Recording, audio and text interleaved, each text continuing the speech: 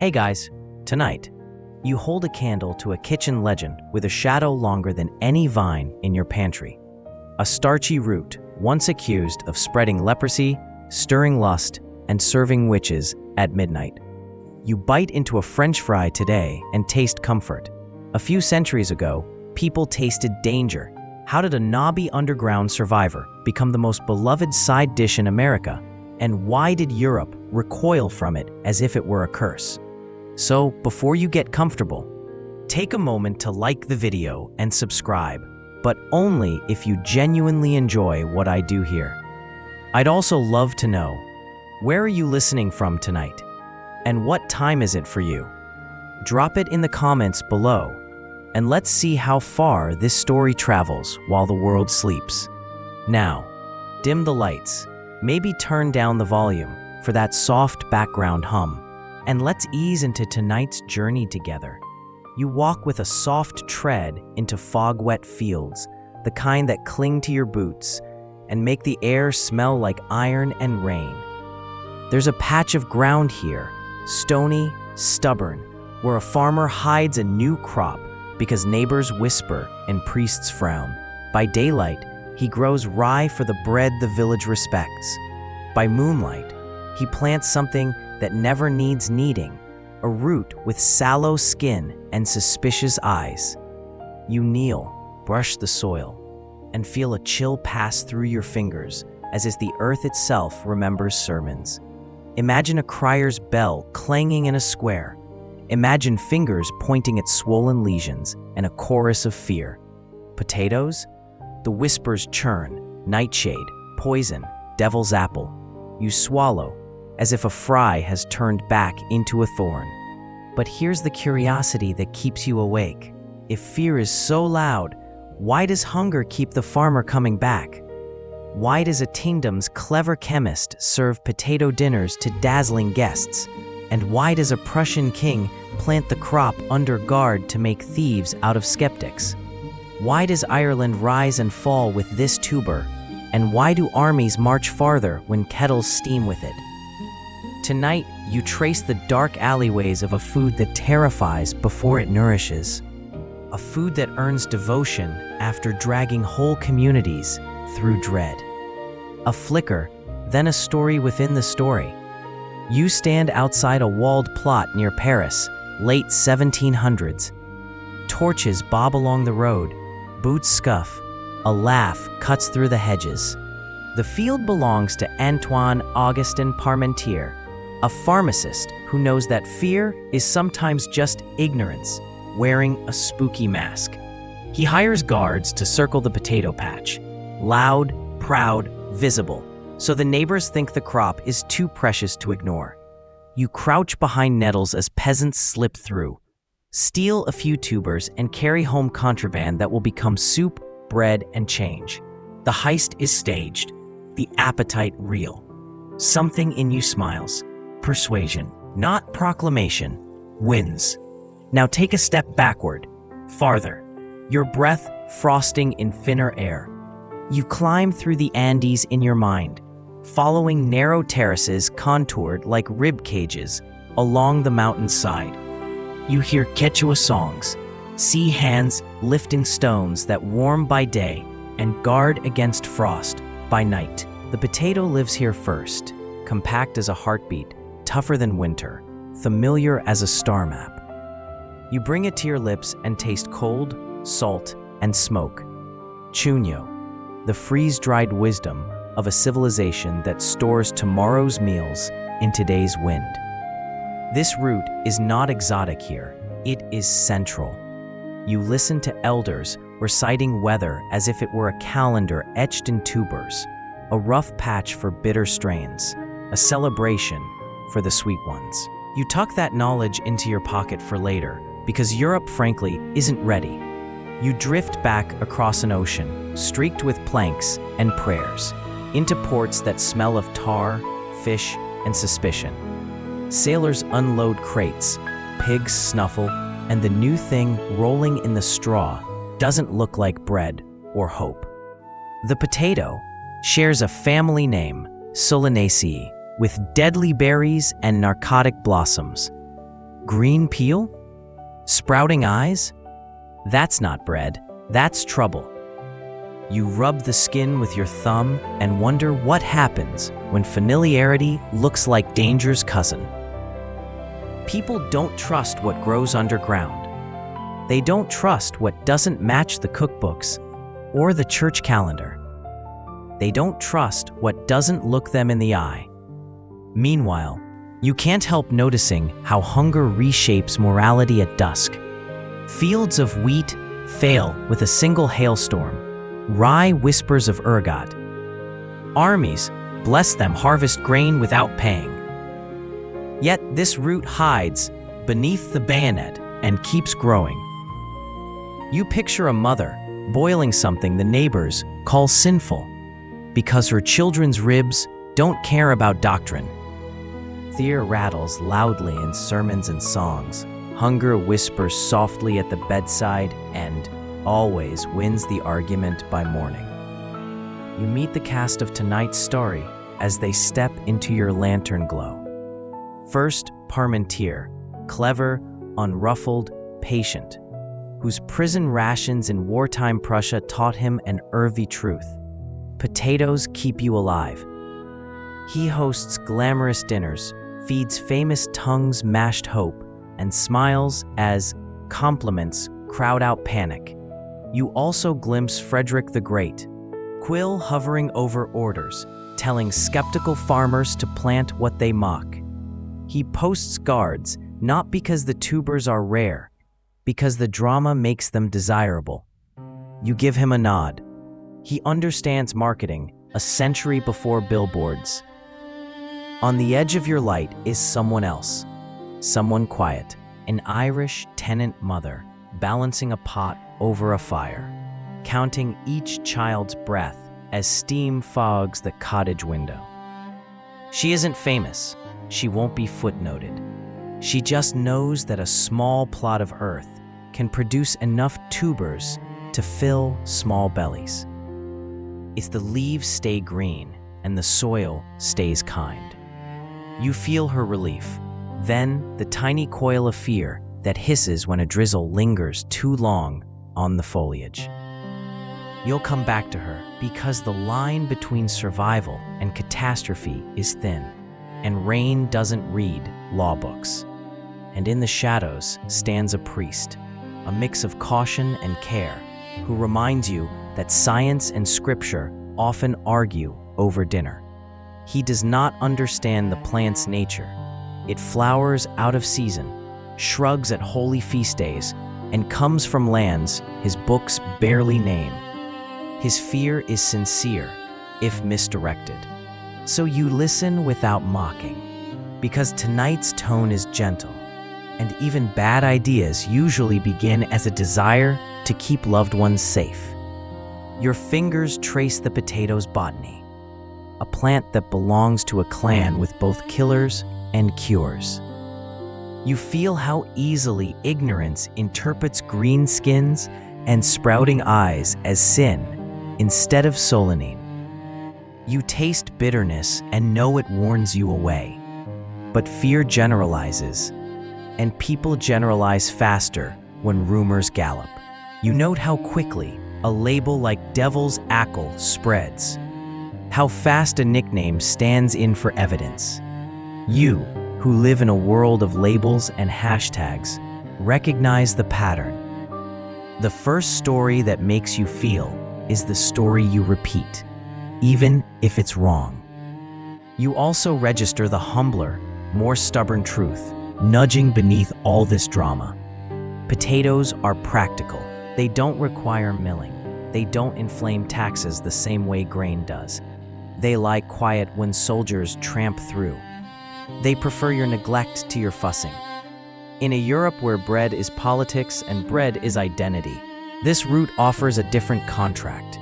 Fewer rituals, more calories, less show, more survival. You chew on that thought like a crust, and it softens. As you stand between dread and dinner, you sense why the potato inspires both panic and devotion. It threatens the hierarchies of taste. If anyone with a patch of dirt can grow a feast, What becomes of gatekeepers? It threatens the ceremonies of bread. If a cruciform loaf binds community, what does a pot of steaming tubers bind? It threatens the delicate status ladders. If nobles' wheat fails and peasants' potatoes thrive, who looks wise when the market bell rings? You breathe slow and deep because tonight is not a lecture. It's a bedtime map over rough country. You'll step along terraces where the plant was born, lean on ship rails sticky with salt, pass through courts where kings stage edible theater, and then down Irish lanes where one microscopic invader turns abundance into ash. You'll sit with soldiers spooning boiled strength in winter dusk, and then step into fluorescent kitchens where oil and salt rebrand memory into craving. You'll weigh modern anxieties, chemicals, genes, climate, against a very old fear that the thing you rely on might betray you. For now, you keep pace with the farmer in the first fog-wet field. He straightens, wipes his hands on his trousers, and plants another eye. You meet his gaze and nod. You understand the bargain he's making. Fear doesn't go away. It just gets quieter when a child sleeps with a full belly. You tug your cloak closer, the night air sweet with damp earth, and aim your steps toward mountains older than these rumors, where the story's first light breaks over stone and frost, and a plant that never asked to be famous, only useful.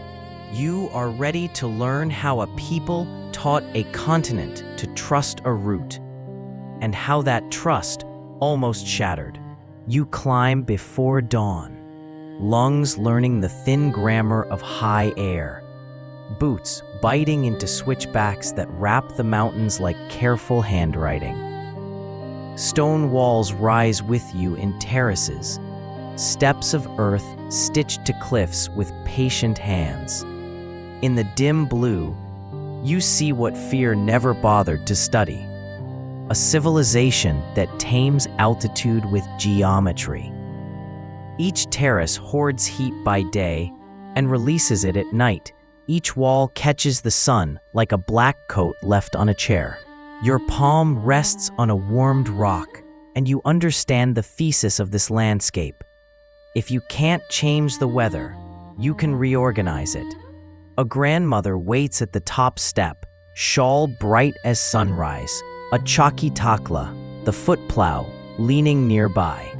She nods as if you were expected.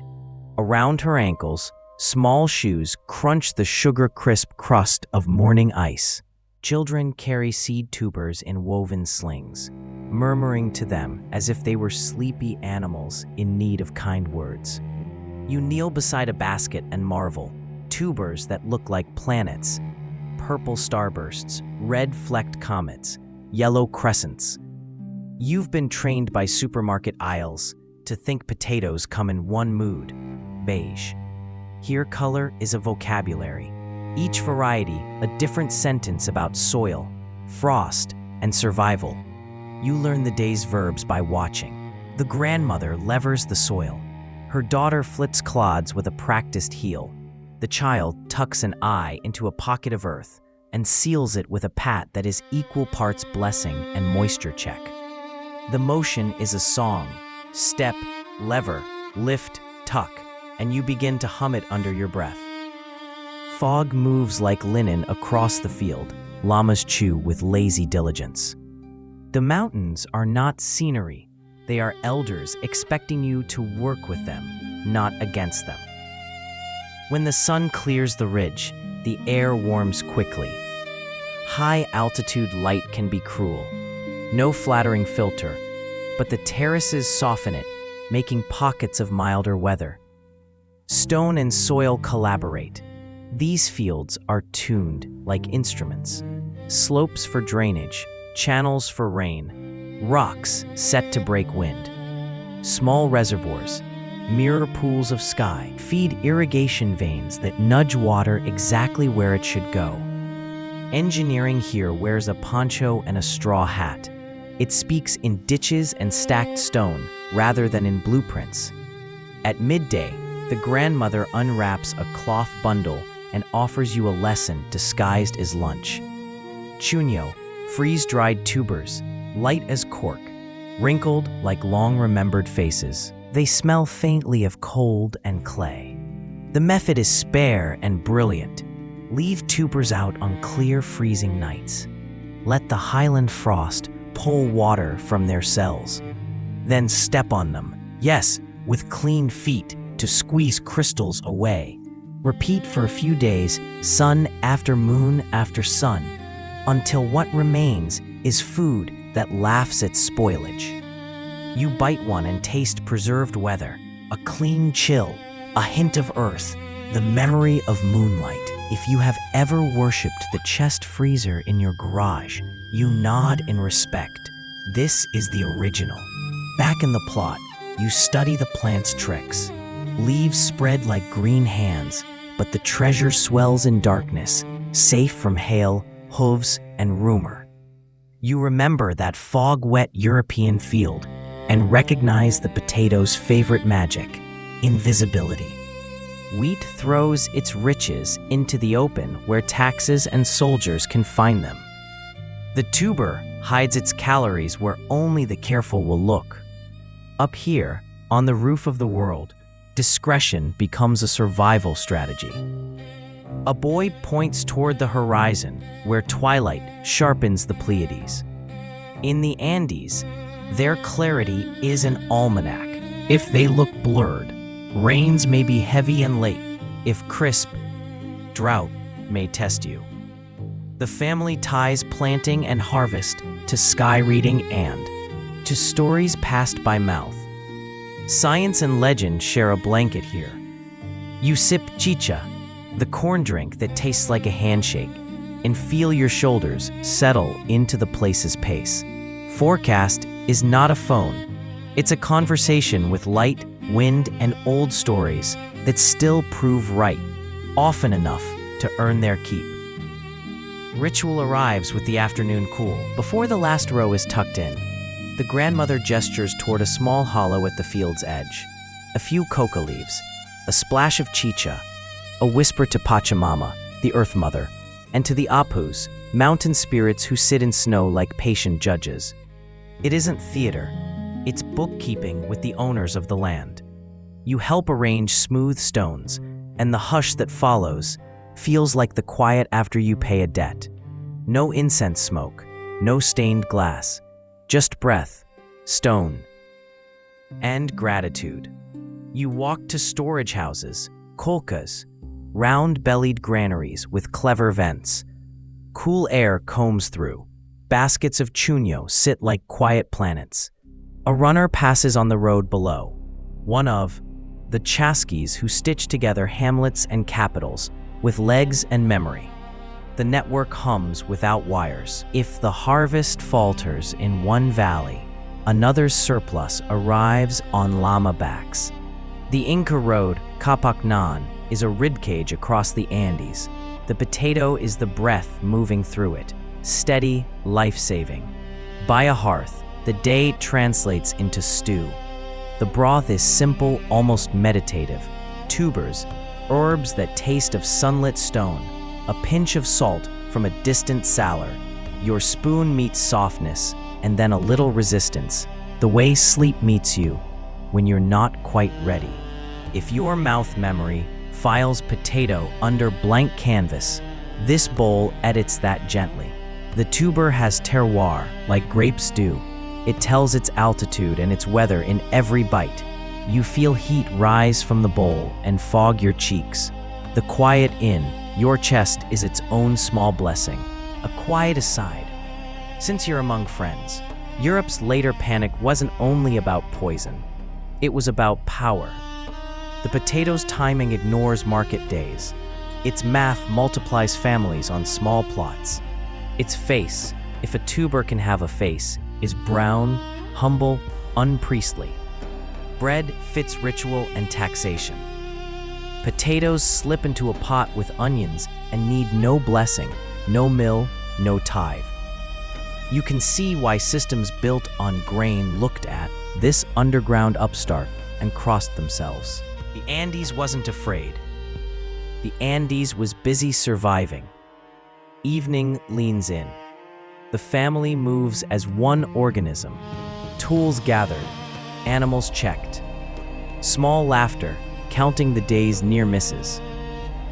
On a hilltop, you find a circle of stones, blackened by old fires. Someone tells a story of a traveler who tricked frost by sleeping under a heap of tubers. Warmth bleeding down, life warming life. It's probably a joke, and it still feels true. You store it beside other truth-adjacent comforts, like the notion that the kettle boils faster when you watch it. You think about names: papa, patata, potato. The word will wander. Accents, swapping hats in every port. Misnaming will follow. Confusions with patata, the sweet potato, that is no cousin at all. Labels blur when people drag them over oceans. Here, the word is anchored to ash, wool, and a metallic hint of snow. It means supper, and story, and a morning without fear. As stars return like polite guests, you walk to a ridge where the world drops away into dark. Villages scattered like embers. You imagine how this plant will soon ride human choices: kindness, curiosity, conquest. It will board ships, not because it wants to explore, but because people do. You carry a new respect in your chest. This is food that respects the poor, plays the long game against weather, and understands storage as a language anyone can speak. Before you go, the grandmother presses a cloth into your hand. Inside, 3 tubers with eyes that look like patience. For your travels, she says. You tuck them away as if they were talismans, which in a way they are. Insurance against the next hungry month, and against the forgetting that happens when stories leave home. On the descent, wind brings a scent you don't expect. Tar, wood, a thread of pitch. In the valley, men plane timbers, ribs of a hull frame the air. Strangers speak in, a language that rolls like pebbles. The story is setting a table you can't yet see. The next course will be salt, ocean, and appetite. You pull your cloak close. The mountains keep their stone-breathed lullaby, untroubled by maps. You take a last look at the terraces, scalpel lines that healed hunger by collaborating with rock and star. And begin your path toward coasts where the air grows heavier and rumors grow louder.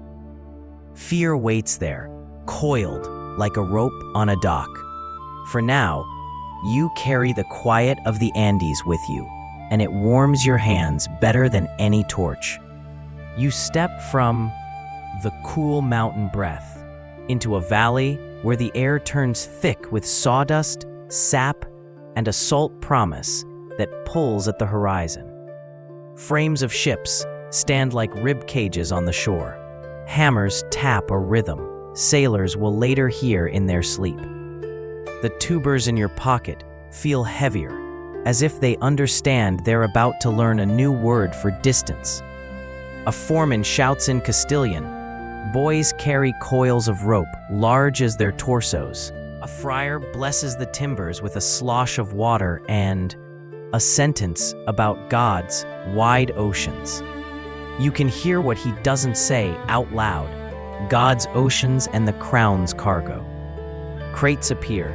First wool, cacao, and metal that glints in the sun like mischief. Then, sacks of tubers roll onto the dock, scuffed, awkward, knobbly, looking more like rocks that failed at being rocks than like food. A sailor tows one and shrugs. The word on everyone's lips slips between papa and batata and becomes patata by the time the invoice dries. Naming, you realize, works like tidewater here. Whatever flows in reshapes whatever was already there. The sweet root from the Caribbean has already taught tongues to say batata. The Andean papa squeezes into that sound, and the ledger smiles, close enough for government work. You shoulder past a barrel and peek into the ship's belly. The hold is gloom and damp breath, tar pitched into the wood like a promise not to drown. Pigs snort in a pen made of rough slats. Chickens complain in high, indignant syllables. A dog, wiser than everyone, sleeps. The quartermaster, a man with a beard like sea moss, explains to no one in particular that tubers keep better than biscuits. They don't crumble into weevil dust. They don't mold if you mind them. They don't need a mill or a miracle. He says this the way someone mentions a lover's steady income. Not romantic, deeply persuasive. As you stand there, the ship rocks against the pier, sighing. Men carry the sacks below, stack them in the cool shadows, and the pigs eye the operation with a kind of optimistic attention. You feel a small twinge of annoyance on the tubers' behalf. Up in the Andes, they were dinner and story. Here, they look like fodder. But usefulness doesn't protest. It just does the job and lets people draw their conclusions later. Sails rise. The coast turns from a line to a cloud to an idea. Days become chores. Scrub, coil, climb, eat, sleep. The cook speaks to you because you always look like you want to listen. He taps the knife on the cutting board and confides that citrus keeps the gums from bleeding. But citrus, like saints, can be hard to find when you actually need it. Tubers, however, behave. When soup must be made from nothing, they volunteer. He tosses chunks into a pot where salted pork sulks and onions concede. And the smell turns the galley from a complaint into a room. You chew thoughtfully and note the texture that silence calls satisfaction. The crew keeps their opinions. Sailors prefer to complain by profession. But they finish their bowls and ask for more. You keep a count in your head. Every spoonful is a tiny argument against fear that hasn't even reached the right continent yet.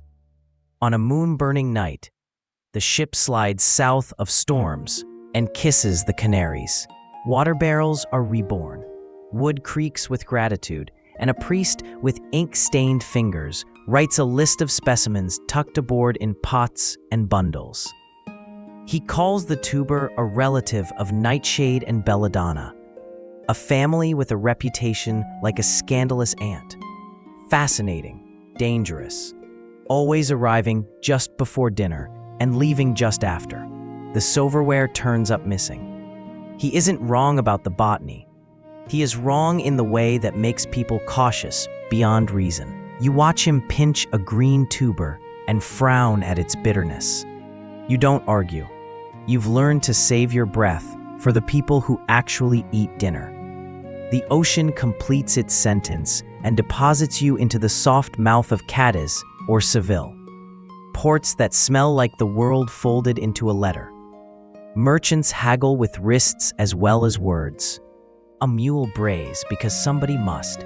Crates are unloaded. The tubers, unceremonious, tumble onto a cart. A woman at the quay clucks her tongue, asks if the new stones are any good for the pot. The carter laughs, says they're for pigs. You watch her face file that under later. In a courtyard, monks tend a kitchen garden defined by straight paths and a sense of order so precise it could pass inspection by an archangel. The apothecary beds overflow with plants that heal, soothe, or seduce bees. A brother with a gentle jaw plants one of your tubers in a corner marked experiments. He squats, squints, and murmurs things about humors and temperaments. When the plant blossoms, because the potato can be showy when it wants, you see him lift a trumpet of pale petals and purse his lips as if tasting theology.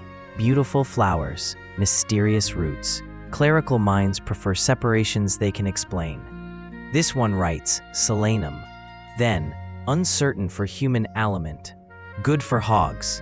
Medicine men often take the long way to admit supper. You find the first dinners in places without lanterns, on the edges of towns, where curiosity is cheap and hunger is expensive. A laborer's wife, indifferent to botanists, boils the strange stones and mashes them with stale stock and a drift of garlic. She tests a spoonful, lifts an eyebrow, and decides fear can visit tomorrow.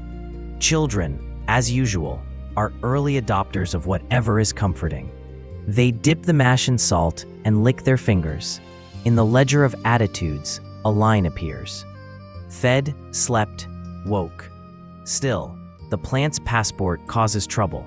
It looks too much like its cousins, the plant family that gives you tomatoes, eggplants, tobacco, and peppers, also offers you mandrake and belladonna, the kind of relatives your priest mentions as cautionary tales. Neighbors see the potatoes' green skins when stored in sunlight and whisper that sin is seeping out. Sprouting eyes stare. A mandrake screams in storybooks. A potato remains quiet and yet seems to watch. You can't entirely blame them if you didn't know better. You'd hesitate to eat something that looks like a witch carved it, forgot it, and then it tried to grow back. Meanwhile, pigs get a reputation for being early gourmets. They do not fear nightshade family trees. They respect lunch. Farmers test the tuber on the animals, and the animals vote yes with gusto and growth. A proverb writes itself overnight. If the pig thrives, perhaps we will not perish. Caution, in rural Europe, often wears cloven hooves and a cheerful grunt. Language continues to do gymnastics. In Spain, batata squeezes beside batata. In Italy, batata rolls along as if it always belonged. In the German lands, the word Kartoffel chews on your tongue like a mouthful of pebbles. Somewhere, a clerk draws a potato as if it were a lumpy pear and labels it with supreme confidence, which is to say, with slight error. Misnaming isn't malice. It's a fog machine that makes later arguments look like ghosts. You tuck that memory away for the day when a court physician points at a tuber and declares it a romance killer, or worse, a disease monger. You promise to be patient. Court tables flirt with novelty. A noblewoman requests the plant for her flower bed. The blossoms flatter silk gowns and do not stain gloves. Servants boil the roots and carry them out on silver as if daring the guests to do something interesting. Some lift their forks, some tell jokes about eating underground weeds, some nudge the plate and return to bread. In the back corridor, a scullion eats what the Lord rejected and survives, which is the quiet revolution masquerading as leftovers. The first printed herbals you encounter treat the potato like a plot twist they didn't cast. Some insist it heats the blood improperly. Some accuse it of dullness. Some recommend it for melancholy, because it is, frankly, hard to feel tragic with a full stomach. You smile at the gentle sarcasm you detect between lines. When experts do not yet know, certainty becomes a performance. The potato is unimpressed. It grows. You wander country lanes and watch soldiers tramp through wheat, backs hunched, cutting without asking because armies are always the hungriest neighbors. In a field of tubers, the same line of men would tramp right past the treasure because a green canopy on top and calories beneath do not fit their training manual. You note the strategy again: underground wealth, above-ground camouflage, and wonder why more foods don't learn this trick. Perhaps they're proud. Perhaps they like banners and parades. The potato likes a dark room and an exit plan. At a tavern, ale waxes brave talk into the rafters. Men argue whether the new route is Christian. It does not appear in Scripture. It arrives from lands that the mapmakers just invented. It flowers at odd times. It refuses to become bread, which is inconvenient for symbolism. You rest your mug and let them talk it out. Later, one will bring a couple of tubers home in a pocket because his wife counts children, not allegories. The kitchen is where dogma goes to wash dishes and reconsider. You return to the pig pens, not because they are charming. They are not. But because reality often hides there amid straw and snorts. The animals root through a trough where boiled peels and culls make a warm mash. Their satisfaction radiates like a small sun. A farmer watches, nods to himself, and calculates a winter in which his hogs keep weight without ruining his grain. He'll tell his cousin will tell the miller will notice fewer sacks and tell the priest. The priest will deliver a sermon about gluttony, that is, when decoded, about economics. The potato witnesses all of this without comment. You walk past a window where a young woman pries sprouts from a potato's eyes and tosses them to the floor with the decisiveness of experience, then lowers the tuber into a pot. She does not call it safe. She calls it supper, and in a world where safety is relative and supper is not, that's policy. At dusk, the harbor relaxes. Seabirds scissor the sky. Bells confess to the day. Ropes tick against masts. The first shipments already rattle toward inland markets tucked between firewood and wine. The tuber is leaving the coast, entering kitchens that will dam it and then quietly rely on it. You taste the air and find a little iron in it again, the promise of arguments sharpened by hunger. You look down at the 3 Andean tubers still traveling with you and think of the grandmother's warm stones, the terrace's careful weather, the children's slings. You hold one in your palm. It has learned new names in a single voyage. Next, it will learn suspicion. After that, it will learn how to win. You follow the carts inland, wheels complaining over ruts, until the road narrows to hedges and the hedges narrow to rumor. A church bell dings a thin, tin taste onto your tongue. In the square, a priest raises both hands like shutters and speaks into the afternoon. You don't catch every word, but you catch the weather. Caution, with a chance of thunder. The new route, he says without saying the word, flowers like a flirt and hides its heart underground like a liar. It is cousin to dangerous plants whose berries trek children and whose leaves crumple cattle. He gestures toward a boy with a rash and lets silence do the arithmetic. You watch faces tilt, quick glances at sleeves and cheeks. People rarely need a full sermon to locate fear. They just need a nudge. Leprosy, someone whispers, as if naming it might invite it. You remember the bitter taste of a green-skinned tuber, the warning that plants evolved for their own survival. And you feel the gap between don't eat the green bits and the plant is a demon, stretch into a chasm wide enough for superstition to pitch a tent. The priest means well. He has buried children. He respects patterns, even the wrong ones, because patterns give grief a handle. He knows the nightshade family is tricky.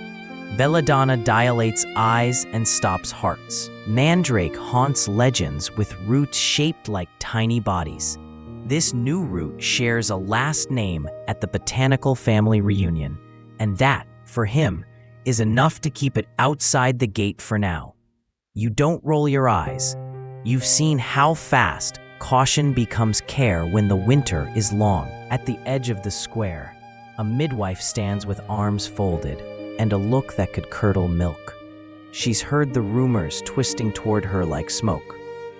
Potatoes stirred into love charms, mashed into poultices, tucked under pillows to capture a fever. She knows healing and harm arrive in the same jars, and she's tired of the way fear always hires women as its scapegoats. A young wife approaches with a question shaped like a plea. Is it true they heat the blood? The midwife lifts an eyebrow that says, "Every food heats something when the room is cold." Then, softer, boil well, don't eat the green. Keep the eyes for planting, not chewing. In the next cottage, the conversation is less polite. A rash blooms on a child's forearms. His father slams a fist on the table and points at the pot where last night's supper lingers. "It's the devil's root," he spits. You are there when the mother reaches for the boy's sleeve and mutters about nettles in the hedgerow where he played, about washing with harsh lye, about how leprosy doesn't arrive like a sunburn you can trace to yesterday. But anger wants a villain it can peel, mash, and throw to the pigs. The potato will do. You kneel in a field where the plants squat like green geese. A few tubers sit exposed, careless storage or a child's curiosity. Their skins have gone sallow green in the sun, a chemical scowl that says, "Leave me be." You break one open. The smell has that sharp, wrong edge, a bitterness that isn't flavor so much as a boundary marker. Solanine, the plant's private security guard, makes a point in small doses and a hospital visit in large. You place the halves aside and think as the grandmother in the Andes. The way her thumb checked each tuber like a librarian, stamping due dates. Knowledge, you realize, is often just the habit of paying attention, written down and passed along. Europe is still taking notes. And in the meantime, fear doodles in the margins. A procession winds past, feast day, banners, and the smell of bread that sounds like a choir. This place knows grain the way you know your own heartbeat. Bread is law, love, and liturgy. The oven door opens like a sunrise. What does a pot of steamed tubers mean against that? It does not slice. It does not cross. It does not bless the table with the old symbols. When an entire culture is built around a particular food, a new one isn't just foreign, it's mutinous. If you want to see how theology and appetite braid together, watch how people flinch when dinner challenges the metaphor that raised them. On the road beyond, two men argue at a hedge cut low for visibility. One insists the crop spread sickness because people fell ill after eating it. The other points out they ate it after a week of rain and a season of bad bread. In truth, the village butchered logic long before supper. Correlation sits on the stool where causation should be, dangling its legs and looking innocent. You murmur to yourself, "Don't eat the sprouts, don't trust greenskins, don't store tubers on the windowsill." And the rules sound like lullabies, simple, repeatable, the kind of wisdom that survives without footnotes. In the tavern that evening, the ale loosens tongues and tightens conclusions. A man swears he saw a witch using a potato to read the future in its eyes, each bud a star. Another claims the tuber stirs lust. Something about its shape, its secrecy, the way it comforts without ceremony. You picture a line of married couples grateful for anything that warms a cold bed and smile into your cup. A third slaps the table. Leprosy. I tell you, those new sores. He pauses when the innkeeper's wife steps forward, sleeves rolled, and shows the vinegar she uses on her chopping board, the lye on the laundry, the rash on her own wrist that proves soaps can be meaner than supper. She doesn't win the argument, but she punctures it. Sometimes that's enough to let sanity breathe. A doctor arrives with a case that looks important and pronounces in Latin that potatoes are vulgar, damp, and unfit for refined stomachs. He peeks at a child's lesions from across the room, avoids touching him, and prescribes a broth that costs more than the family earns in a week. On his way out, he pockets a roasted tuber from the hearth and eats it in the road, grateful for the heat and the salt. You shake your head and file the note. people often ban what they secretly enjoy, especially when enjoying it would rearrange the furniture of their status. Days stack. A village busies itself with planting and prayer, and rumors do their own planting in the furrows between. You watch a burial under a sky as low as a ceiling. You hear the word plague used as a blanket for any cold wind. In the confusion, potatoes collect sins like a coat at a crowded party. Everything lands on them because they are new and sturdy enough to carry it. That sturdiness, ironically, is part of the accusation. Any food that grows so easily must be cheating. The human heart is suspicious of bargains that seem too kind. Yet in back kitchens and after-dark gardens, pragmatism keeps working. A woman scrapes away the green, trims the sprouts, boils the pale flesh until the bitterness fades, and mashes it with milk that sighs when it touches the heat. She does not tell the neighbors.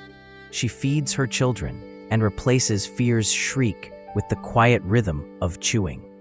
Of Ross Town, a monk in the infirmary conducts a small experiment he won't publish. He adds mashed potato to a thin soup and watches patients' hands stop trembling when the bowls are empty. His quill hesitates over the page where certainty would go. He writes instead, sustaining.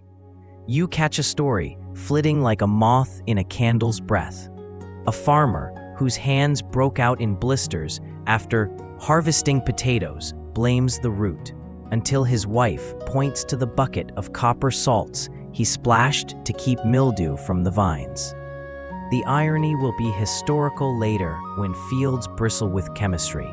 For now, it's an unlettered truth. Sometimes the cure bites harder than the disease. She wraps his hands in nettle tea and patience and keeps the pot on anyway. On a damp morning, you walk to a marsh where a girl gathers herbs for charms and stews.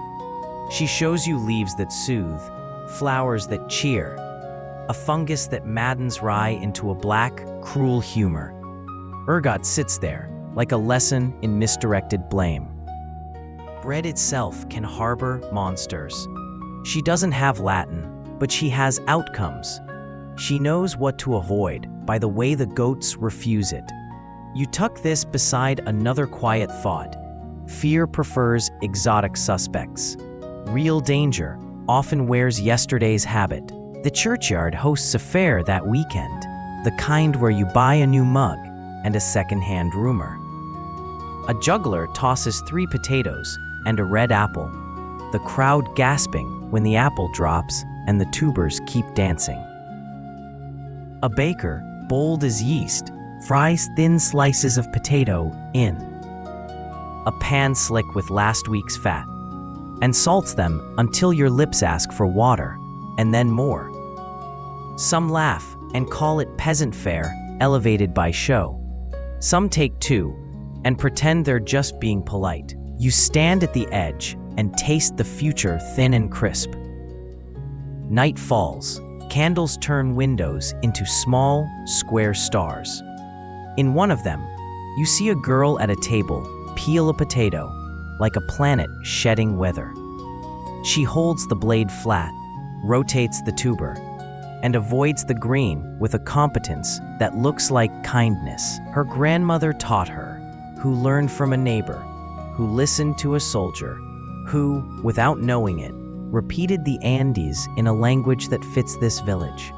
Tradition is often just the best mistake someone didn't make twice. You lie down under a hedge and listen to the village breathe. Dogs circling their beds, hens gossiping softly, a cough that will clear by morning. Fear, having spent itself in daylight, folds like laundry. The potato sits in root cellars and baskets. Not guilty, not innocent, simply patient. Tomorrow, some will boil. Some will rot where sunlight kissed them wrong. Some will sprout hope in the dark corner where a farmer stores the next season. You turn the grandmother's cloth in your pocket and feel the 3 tubers from the mountain shift like small, thoughtful stones. You think of sermons, midwives, rashes, bread, and blame.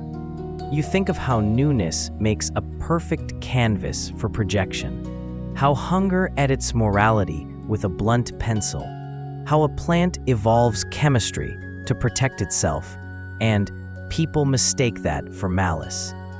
You sleep with a certainty, gentle as wool. The truth will win, not because it shouts, but because it feeds. You wake to a pale light that turns hedges into lace and edges into lessons. And you decide today you'll learn the plant itself, its family tree, its moods, its little alchemies that make caution look like superstition, until you realize superstition sometimes hides a kernel of good housekeeping. You kneel in a field beaded with dew and lift a leaf, velvety, slightly rough, where the hairs stand like tiny guards. Above ground, stems, leaves, white or lilac flowers with a bright yellow star at the throat. Underground, swollen stems, not roots, tubers, storage vaults where the plant locks away afternoon into tomorrow. You run your thumb across one and feel a firmness that reads in the plant's language as rain remembered. Scholars in long coats and longer sentences look at the blossoms and nod gravely. Nightshade, they declare, solanum, and the word slides into the village like a rumor with Latin perfume. You know the guest list. Belladonna, that dangerous ant who enlarges pupils and also funerals. Mandrake, shaped like a carved person if you squint, and a court case if you don't. Henbane, which lends dreams a wolf's gait. Tobacco, a soothing vice that steals quietly. Tomato and eggplant, newer friends who had to pass their own auditions before kitchens relented. The family, in other words, is the neighborhood your mother warned you about. Brilliant, risky, unforgettable. People see the surname and stop listening to the individual. You bring your face close to the potato's flowers. They look innocent, honest, almost cheerful, as if the plant wanted to wear a boutonniere to convince you it's a gentleman. But then, you notice small green orbs forming afterwards, little fruits that resemble unripe tomatoes, and you hear the ghost of the priest from the square. Behold the poisonous apple. He's not entirely wrong. Those marble-sized fruits pack the family's sharp chemistry in doses a child's curiosity might not survive. Somewhere a story is already writing itself. A kid who mistook like a tomato for is a tomato. A night spent sick. A mother who never forgave the plant. Fear doesn't need accuracy. It needs a scene you can picture. You peel back the soil with your fingers. The tuber stares with its little eyes. Nodes, really. Each a promise of a new plant if you give it dirt, water, and patience. To the human imagination, though, an eye is an eye, and a field full of them looks like gossip. People say the eyes watch. You smile because it's absurd, then frown because absurdities have toppled kingdoms. You press a sprout between forefinger and thumb, green and eager, smelling faintly of raw pea and rain. That sprout is loaded with glycoalkaloids, solanine and its cousins, useful to the plant, unkind to your gut. The bitterness you taste if you nibble, you don't, is a neon sign in flavor. No, nature uses taste the way your phone uses notifications. Annoying, effective. Meant to save you from yourself. A scholar with a pen like a dagger pronounces that because the plant shares a family with poisoners, it must be suspect. You want to ask whether his cousin's crimes decide his innocence. Instead, you collect the facts like smooth stones. The toxin lives mostly in the green parts, leaves, stems, sprouts, and the fruit. The tuber keeps levels low unless stressed by light, bruising, or the kind of rough storage that makes any living thing edgy.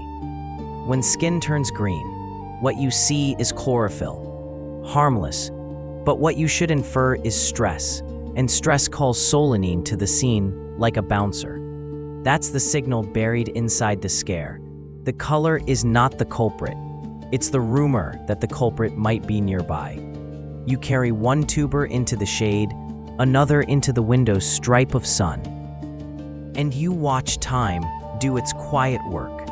The one in light blushes green at the shoulders. The one in shade remains unassuming. That's your first simple rule.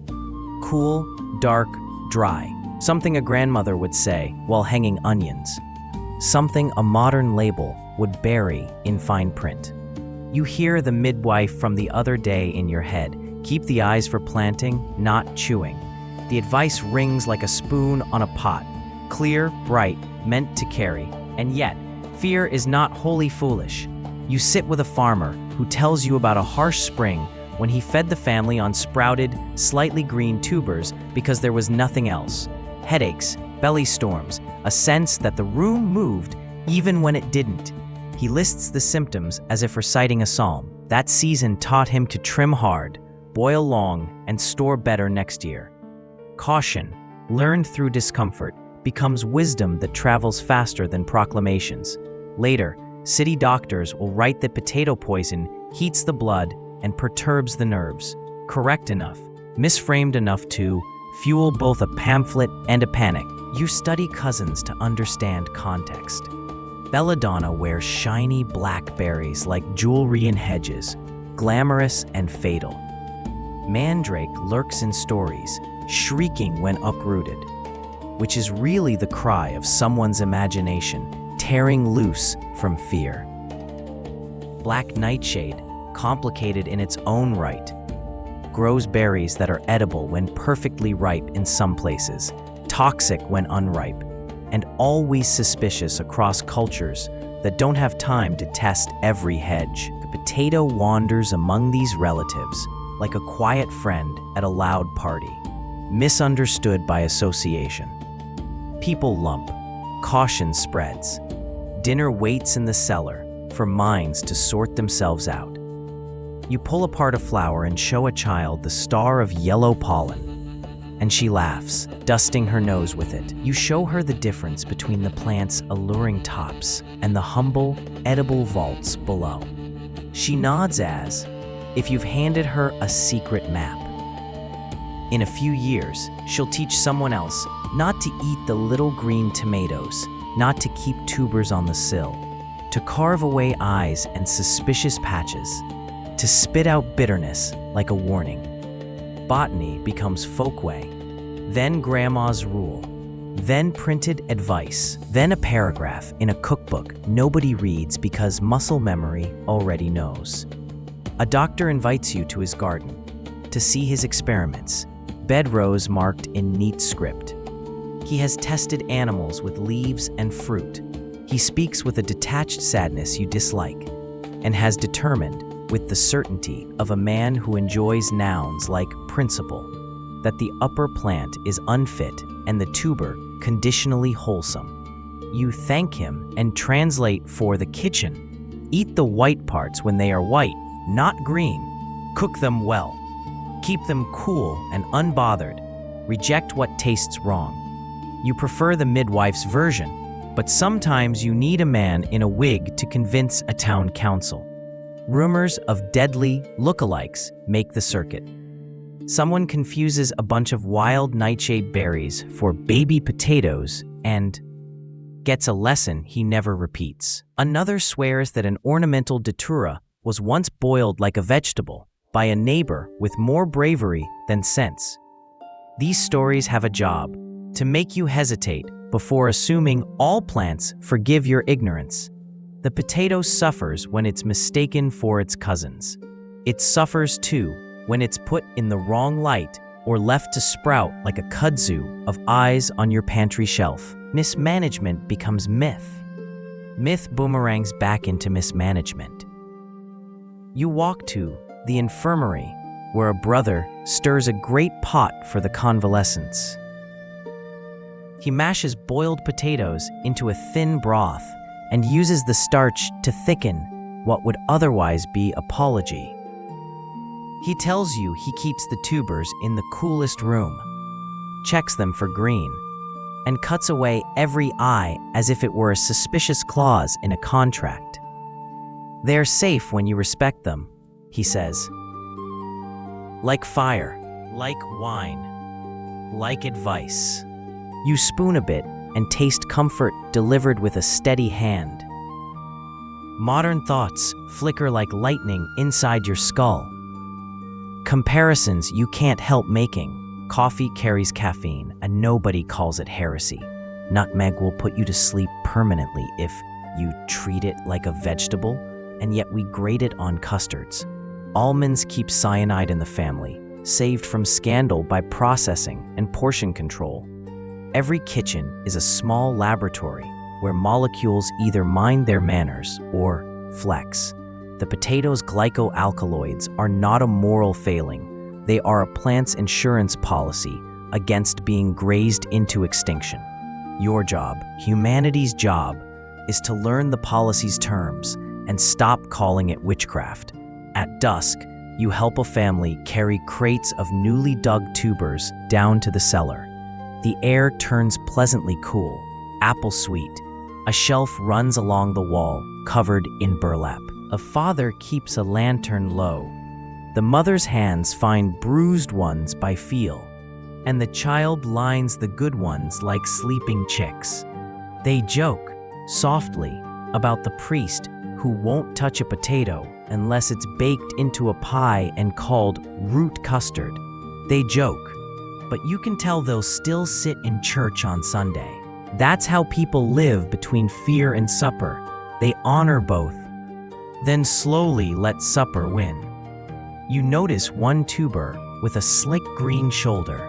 You take a knife and carve a generous crescent away, a little boat of bitter skin and chlorophyll. The flesh beneath is clean, white, unconcerned. You set the trimmed piece aside, sprinkle salt, and roast it in the corner of the bread oven. When you bite, there's a faint, polite sweetness and a body that tells your body, you may relax. You pass the family pieces. They eat standing up, elbow to elbow, steam writing its own scripture in the air. Before sleep, you write your own rules on the inside of your skull, so they'll be there when the kitchen goes dark. One you are lucky overlaps with yours. You lie down, hearing leaves whisper against one another, the soft hiss of stems holding moonlight, the patient breath of tubers doing the math of starch in the dark. Out there, scholars are still lumping cousins together and drawing conclusions by candlelight. In here, kitchens are learning to separate fear from prudence by spoon. The plant keeps its counsel, and you, having listened closely, will carry this counsel forward when the story moves from distrust toward persuasion, from botanists' Latin to King's Theater, and eventually to the kind of hunger politics can't outrun. Bread fails first. You feel it in the way a village listens for the oven's thump and hears only the echo. Wheat sulks after a week of cold rain. Rye bends too low, blackened by something that is part fungus, part accusation, part bad dream. You run your fingers through a head of grain and come away with flakes that look like guilt.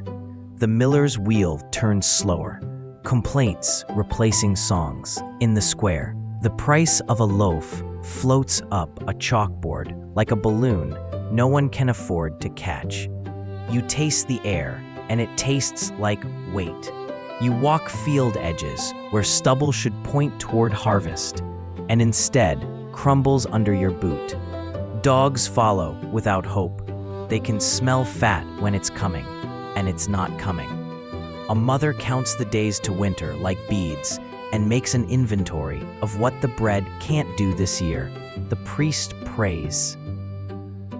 The merchant smirks. He bought early. The soldier appears like a cloud with boots and claims the straw for horses and the grain for the road. Armies do not requisition beneath the soil. They prefer what they can tally in sacks. Remember that. The potato smiles its underground smile and keeps its calendar. You help lift a sack into a cart and feel the weight that used to mean security. Bread is politics you can chew. Taxes, tithes, wages, and ritual all braided into a crust. When the braid frays, everything frays. Crowds get clever with complaints. Song, pamphlet, rumor. Because hunger wants a plot twist that ends with supper. Grain riots flare like sudden weather. Women seize a shipment and set a just price by feel and fairness. Men pound on bakery shutters, pretending their fists are policy. You keep to the wall, eyes open. Riots begin noble and end messy. The empty stomach is a blunt philosopher. In the lanes, a different arithmetic is working. Potatoes whisper survival in the voice that ignores chalkboards. A patch behind a cottage, roughly fenced, tilled by hands that have nothing left to bargain with but time. There you find the day's real math. You lift a plant and the soil gives you a clutch of tubers, each one a paragraph on resilience. No tithe collector can skim what he cannot see. No quartermaster pits a fork against a root he doesn't value. You cradle the harvest like a secret you will share only with spoons. In kitchens without bread, you watch people adjust the ceremonies. A loaf is made to be broken and passed. A pot is made to be opened and ladled. The gesture changes the shape of community. There is less slicing and more scooping, less knife and more wooden spoon, less crust dividing and more ladle filling. If that sounds like sociology in an apron, it is. Rituals are how a culture tells itself who it is. When the set piece fails, improvisation makes new music. You pass a bowl and feel the warmth climb your wrist. The child who receives it does not care what the parish thinks. He is joining the only congregation that matters, those who ate. You visit a cellar and stand with the cool on your cheeks. Baskets of tubers lie like sleeping stones, modest, ready. You lift a burlap flap and the smell is damp and clean, like a page turned inside the earth. Free of mills, free of the baker's bold chalk, free of convoy and checkpoint, this food sits on the quiet side of history, waiting for water and fire. You think of the monk's pot, the way starch thickened mercy into a meal, and you realize quiet is not the same as weak. Quiet sometimes wins. On a road, you fall in with a convoy of soldiers, boots rehearsing a drumline none of them asked to join. They pass a wheat field and cut it like a rumor, efficiently, professionally, as if harvesting were a drill. A mile later, they pass a potato patch and keep walking, eyes trained forward, appetite focused on what the handbook names. You imagine the family that planted those tubers, watching through a crack in the hedge, relief exhaling like steam from a cooked skin. War respects visible wealth. The invisible kind lives to see spring. You trace the way potatoes shrug at the tricks that undo grain. Hail punches wheat in the throat. A tuber waits the storm out under a layer of mud. A week of rain knocks rye into a fever. A tuber dries itself slowly in a cellar with vents you learn to love in the Andes. A tax on milling is a tax on bread. A tuber needs no mill, needs no priest to bless its rising. When bad harvests stalk a landscape, the potato reads the room better than any diplomat. Stay low, store cool, be there when the crying stops. Markets adjust like cats landing on their feet. A stall that would have mocked hog food last summer now sells peeled boiled quarters in bowls with a flourish of salt and vinegar. A woman with a ladle stands behind the pot with the unbothered calm of someone who discovered she has leverage. She charges a price that makes today work and lets tomorrow exist. People queue with the embarrassed relief of those who used to talk big about gluten and now need lunch. You sit with a weaver who used to trade cloth for flour and now trades cloth for seed eyes. he confesses he never thought he'd dig. You assure him the earth doesn't check your guild. He coughs into his sleeve and winks that potatoes aren't handsome, but neither is desperation. And only one of those boils soft. His wife brings a plate. Steamed tubers cracked open, a ribbon of butter zigzagging into yellow shining, and the room becomes a testimony you can taste. Steam rising, fear lowering, conversation finding its voice between bites. You can't ignore the corners where it goes wrong. A family digs too early and eats next year's seed. A storage pit floods. A farmer, overconfident in his new staple, forgets variety and learns the danger of putting all the season's prayers into one plant. You remind yourself gently that survival has no perfect plan, only better bets. Tonight, the better bet lives under your boot heel, not under a thatch roof guarded by crows. There is comic relief, because hunger loves a joke when it can afford one. At a fair, a cook mashes potatoes with leftover ale and calls it liquid bread, to laughter that spills into a queue. A pamphleteer writes a fake sermon praising the tuber for protecting the faithful from the temptations of pastry, and the town reads it out loud in the tavern while licking butter from fingers. Humor makes room for a new normal. Laughter the oil that lets custom slide into different grooves. You work a day with a farmer who's learned to double crop survival. He puts a thin scattering of barley across the front field for respectability, and a dense patch of potatoes out back for reality. When the collector rides by, the front field stands to attention. When neighbors ask what he eats, he gestures vaguely and changes the subject. At dusk, he shows you how to leave a little dirt on the tubers so they keep better, how to ventilate the cellar so they stay calm, how to cut seed with exactly one living eye so every piece makes a promise. You repeat the steps until your hands remember them for you. Bread's failure teaches kitchens to revise their grammar. They thicken soups with mashed potato. They stretch stews like a paycheck. They bake flat cakes of grated tuber and fry them in fat saved from yesterday's festival.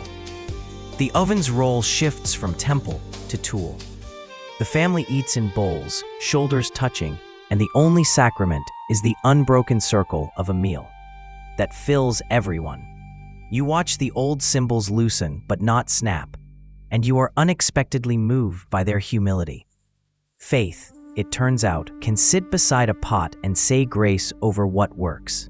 You're there the morning a frost settles like a sharp breath and blackens the last of the wheat. The farmer doesn't curse. He walks to his trench, turns back the straw, and checks the tubers with a calm you would like to borrow for your own life. He hums while he works. The song has no words you recognize, but you catch the refrain. Not this year, not this house. A rumor skitters across counties like a leaf on a stream. Someone's field in the next village yielded more weight than seeds planted. Everyone loves a multiplication tale. They staple hope to it and call it farming.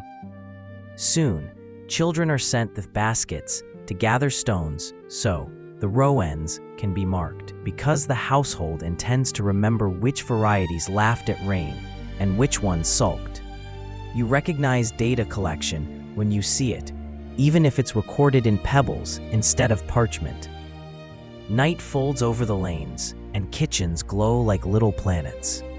You sit with a family that has not had bread in 3 weeks and does not speak of it. They mash potatoes with warm milk and a fist of chives, lace in a whisper of pepper they guard like treasure, and serve it in a bowl wide enough to invite seconds. The father raises his spoon in a small toast to the root that minds its own business, and everyone smiles because there's a relief in eating something that doesn't ask for permission from the world. You step outside into dark that smells of smoke and damp earth. In the distance, you hear a drum. a drill ground, men practicing for a war that can't be fed on fury. You think about the choices that turn fear into policy and policy into hunger, and how some foods are designed to defy both. The potato is not noble, it is practical. In years like this, practical wins. You walk the hedge line and feel the field under your feet, a pulse of stored afternoons. Bread will come back. Fields forgive eventually. But tonight, survival has a different shape. Round, unglamorous, hidden, sure. You sleep with that shape in your hands, as if you could cradle a strategy. You dream of the quiet clatter of spoons scraping the last goodness from a pot, and of a plant that does not argue with the weather so much as outlast it. You arrive in a century that powders its wigs and polishes its doubts. A Europe that needs to be seduced more than persuaded. You've watched hunger argue better than sermons. Now you'll watch theater do what logic couldn't. The curtain rises on two men who understand audiences. A Prussian king with soldier's posture and a French pharmacist with a showman's smile. Their stage props? Fields, guards, uniforms, bouquets of pale potato blossoms, and dinner plates that glitter under candlelight like promises. You meet Friedrich, if you want to be precise, striding through a wind that smells of hay and fresh orders. He knows his people's weaknesses and their pride. Tell them what to plant, and they'll fold their arms. Tell them something is precious, guard it with muskets, and they'll risk a moonlit trespass to taste it for free. He has a soldier's instinct for human nature. The straightest road sometimes needs a detour through vanity. So he drafts the famous potato orders, posts them on church doors and village boards, and then does the clever part. You smile when you see it.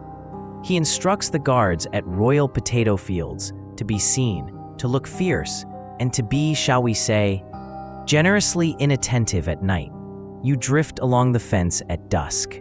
Villagers crouch behind hawthorn, hearts hammering, eyes on the marching silhouettes.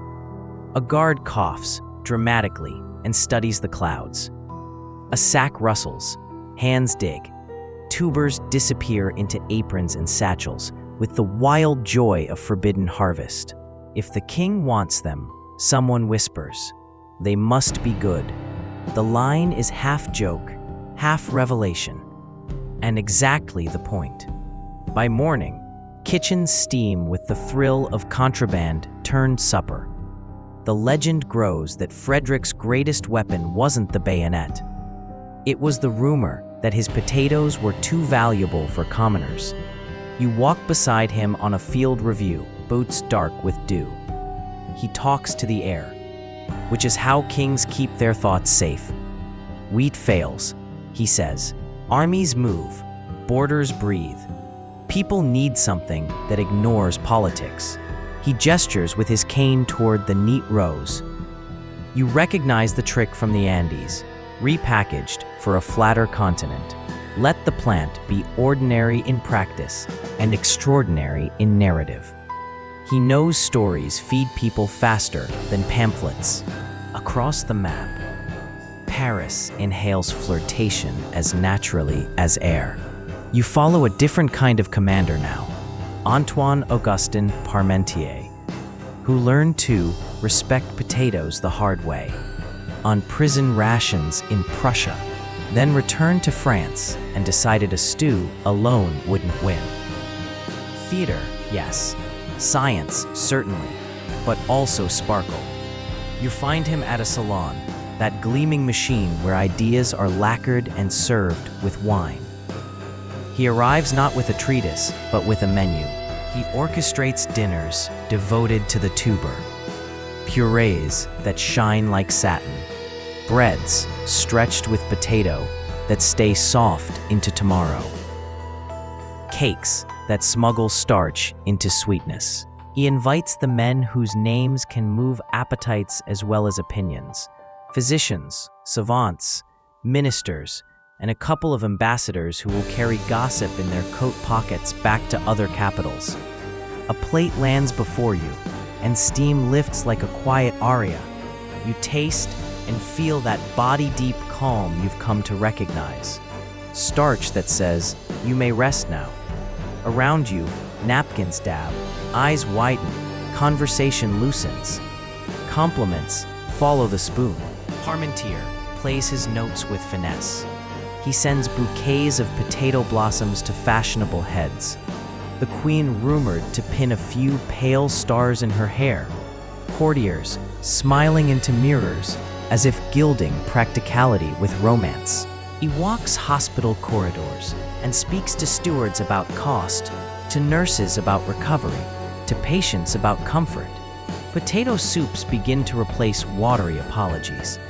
He writes prizes into existence, awards for potato bread, contests for best recipes, a cascade of incentives that turn curiosity into a footpath and then a road. One summer, he plants a field near Paris and does his best Frederick imitation, posting guards and letting gossip do the planting in people's heads. At night, the poor steal what Parmentier left there for the taking. In the morning, he shrugs publicly, smiles privately, and waits for recipes to travel faster than sermons. You crouch in hedges, déjà vu threading your grin. It's the same trick in a different accent. Value signaled by scarcity, curiosity fattened by secrecy, appetite woken by the thrill of getting away with something that harms no one. Between dinners, he publishes. You leaf through pamphlets that bracket taste with tables, starch counts, yield comparisons, costs that make ministers calculate aloud. He writes like a man who trusts kitchens more than committees, but he feeds both. His pen argues that potatoes stretch grain in bad years and replace it in worse ones, that they make bread last, that they keep soldiers standing in mud when the world has run out of slogans. He submits proofs to the only jury that matters: empty bowls. You pass through a Paris market in late afternoon. A girl holds up a bouquet of potato flowers like a novice showing off rare lace. A cook buys a sack of tubers with the confidence of a woman who now knows how long to boil and when to mash. A pamphleteer hawks his sheet on making bread of mixed flour. Parmentier's ideas stirred into a batter of fonts and hope. The skeptics remain. Resistance wears 1,000 hats, but their ranks shrink each time the stew leaves a family full and untroubled. Skeptics need their own theater, and Parmentier, generous even to his opponents, gives them one. He prepares a feast for August guests, rumored to include American scientists with lightning in their pockets and French chemists with scales for hearts. He serves potato bread, potato salad, potato soup, and a roast that owes its crisp skin to a bed of salted slices. People who arrived with quips leave with recipes. You watch embarrassment turn, elegantly, into enthusiasm, the most Parisian conversion of all. You slip for a moment into a barracks because policies become truth in rooms that smell of leather and damp wool. A quartermaster ladles a potato stew so thick the spoon stands politely when asked. He murmurs that bread molds in the wet, that flour keeps grudges in transport, but potatoes ride uncomplaining and arrive ready for duty. He points to boots drying by the hearth and says, "A man marches farther on this." You watch the line move, bowls refill, disciplines soften into gratitude. Back at court, a minister examines a field report and finds the numbers persuasive. Yields per arpent that embarrass grain on bad years. Storage losses that can be managed. A people who complain less loudly when the root cellars hum. He thinks of riots and chalkboards and the price of peace. He approves shipments of seed eyes to provinces that asked only for prayers. Policy, you realize, is sometimes just fear with a bibliography. It can also be hope with a ledger. You revisit Frederick one evening when the sun has the color of brass. He's older now, but the pain still points like a general's finger. He marches you to a village and checks cellars like a benevolent thief. He knows Parmentier by rumor, respects him by instinct. A field needs a story, he says, almost to himself. A people need a trick they can retell. You find you like him more than you expected. He understood that persuasion is not weakness. It's the art of letting people think they stole the idea when you planted it. Of course, not everyone applauds. A pamphlet sniffs that the root is vulgar, that the poor should be encouraged to earn bread, not slurp peasant mash. A doctor writes that potatoes soften the body in a way he can't define. A priest worries about ritual, but the sound of those objections now competes with the scrape of spoons against emptying bowls. Theater doesn't erase debate, it changes the volume. You notice the callbacks, how the world keeps quoting earlier scenes. The staged guards echo the Andean terrace's quiet cunning. Work with human weather as you worked with mountain weather. The bouquets of blossoms nod to the plant's risky relatives. A reminder that beauty and danger share wardrobes. Parmentier's hospital soups hum the same logic as the monk's infirmary pot. Thicken mercy until it feeds. And everywhere, you still hear the steady aside. Store cool, cut the green, respect the sprout's warning. The rules did not vanish under the chandeliers. They came along wearing better shoes. In a small kitchen off the Grand Street, a widow stirs a pot and practices Parmentier's lessons without ever hearing his name. She presses a blossom into the child's hair while the water rolls.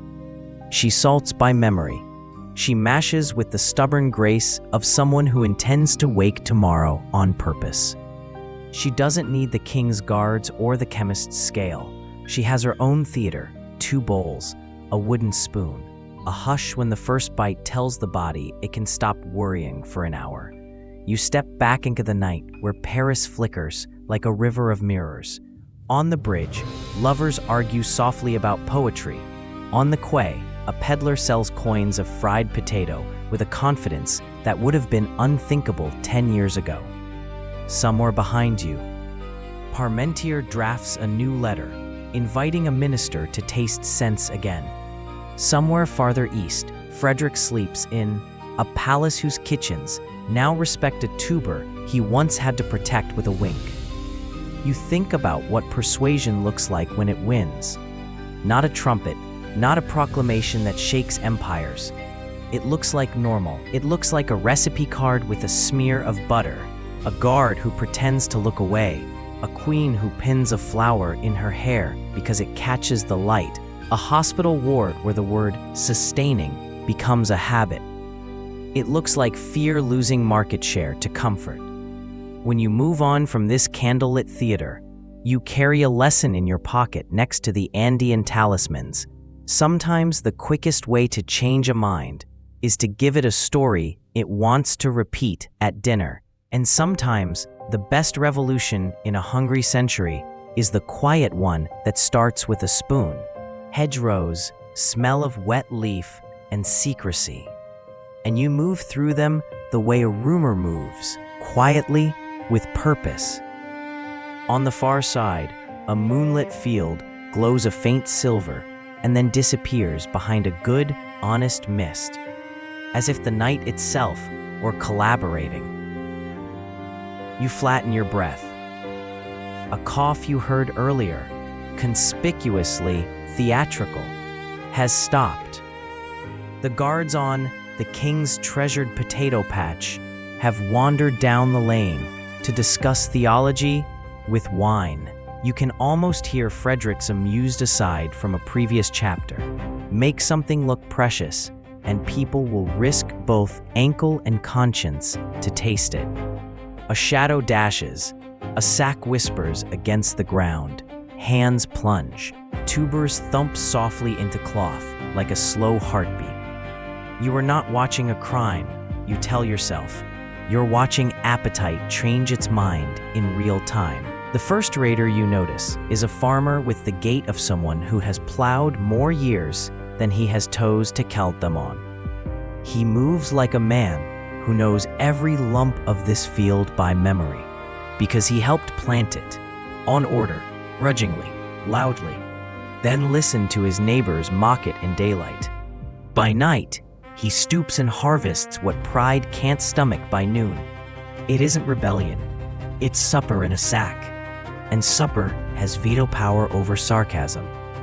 Beside him, a woman with her hair tied in a scarf works faster than anyone, fingers sliding along stems, searching for that firm give that says in the plant's language, "Enough sun, enough rain, dig now." You slip along the edge where nettles police the boundary and catch the rhythm of the raid. Dig, toss, catch. Dig, toss, catch. Now and then, a low voice mutters warnings you've heard before. No greens, twist out the eyes, cool cellar, not the sill. The kitchen commandments, learned in whispers and passed along with the spoon. They will not waste the night's courage on tubers that might punish them later. Even desperation wants to wake with a steady stomach. Someone cracks a joke about contraband mashed potatoes and stifles the laugh with a wrist because humor is loud and moonlight magnifies every sound. When a guard's silhouette looms at the fence line, it dramatizes the moment by striking a flint for a pipe. The match climbs his cheekbone, you see his blink, and then he turns away. You can't help it, you grin. The theater works because everyone knows their lines. The poor rehearse hunger. The guard rehearses indifference. The king rehearses plausible deniability. The field produces the props. The tubers, underground extras, become stars overnight. The hedgerow, as stage curtain, sways in a wind that smells of damp wool and future dinners. By dawn, you follow the sacks into a lane where shoes scuff the dust into confidentiality.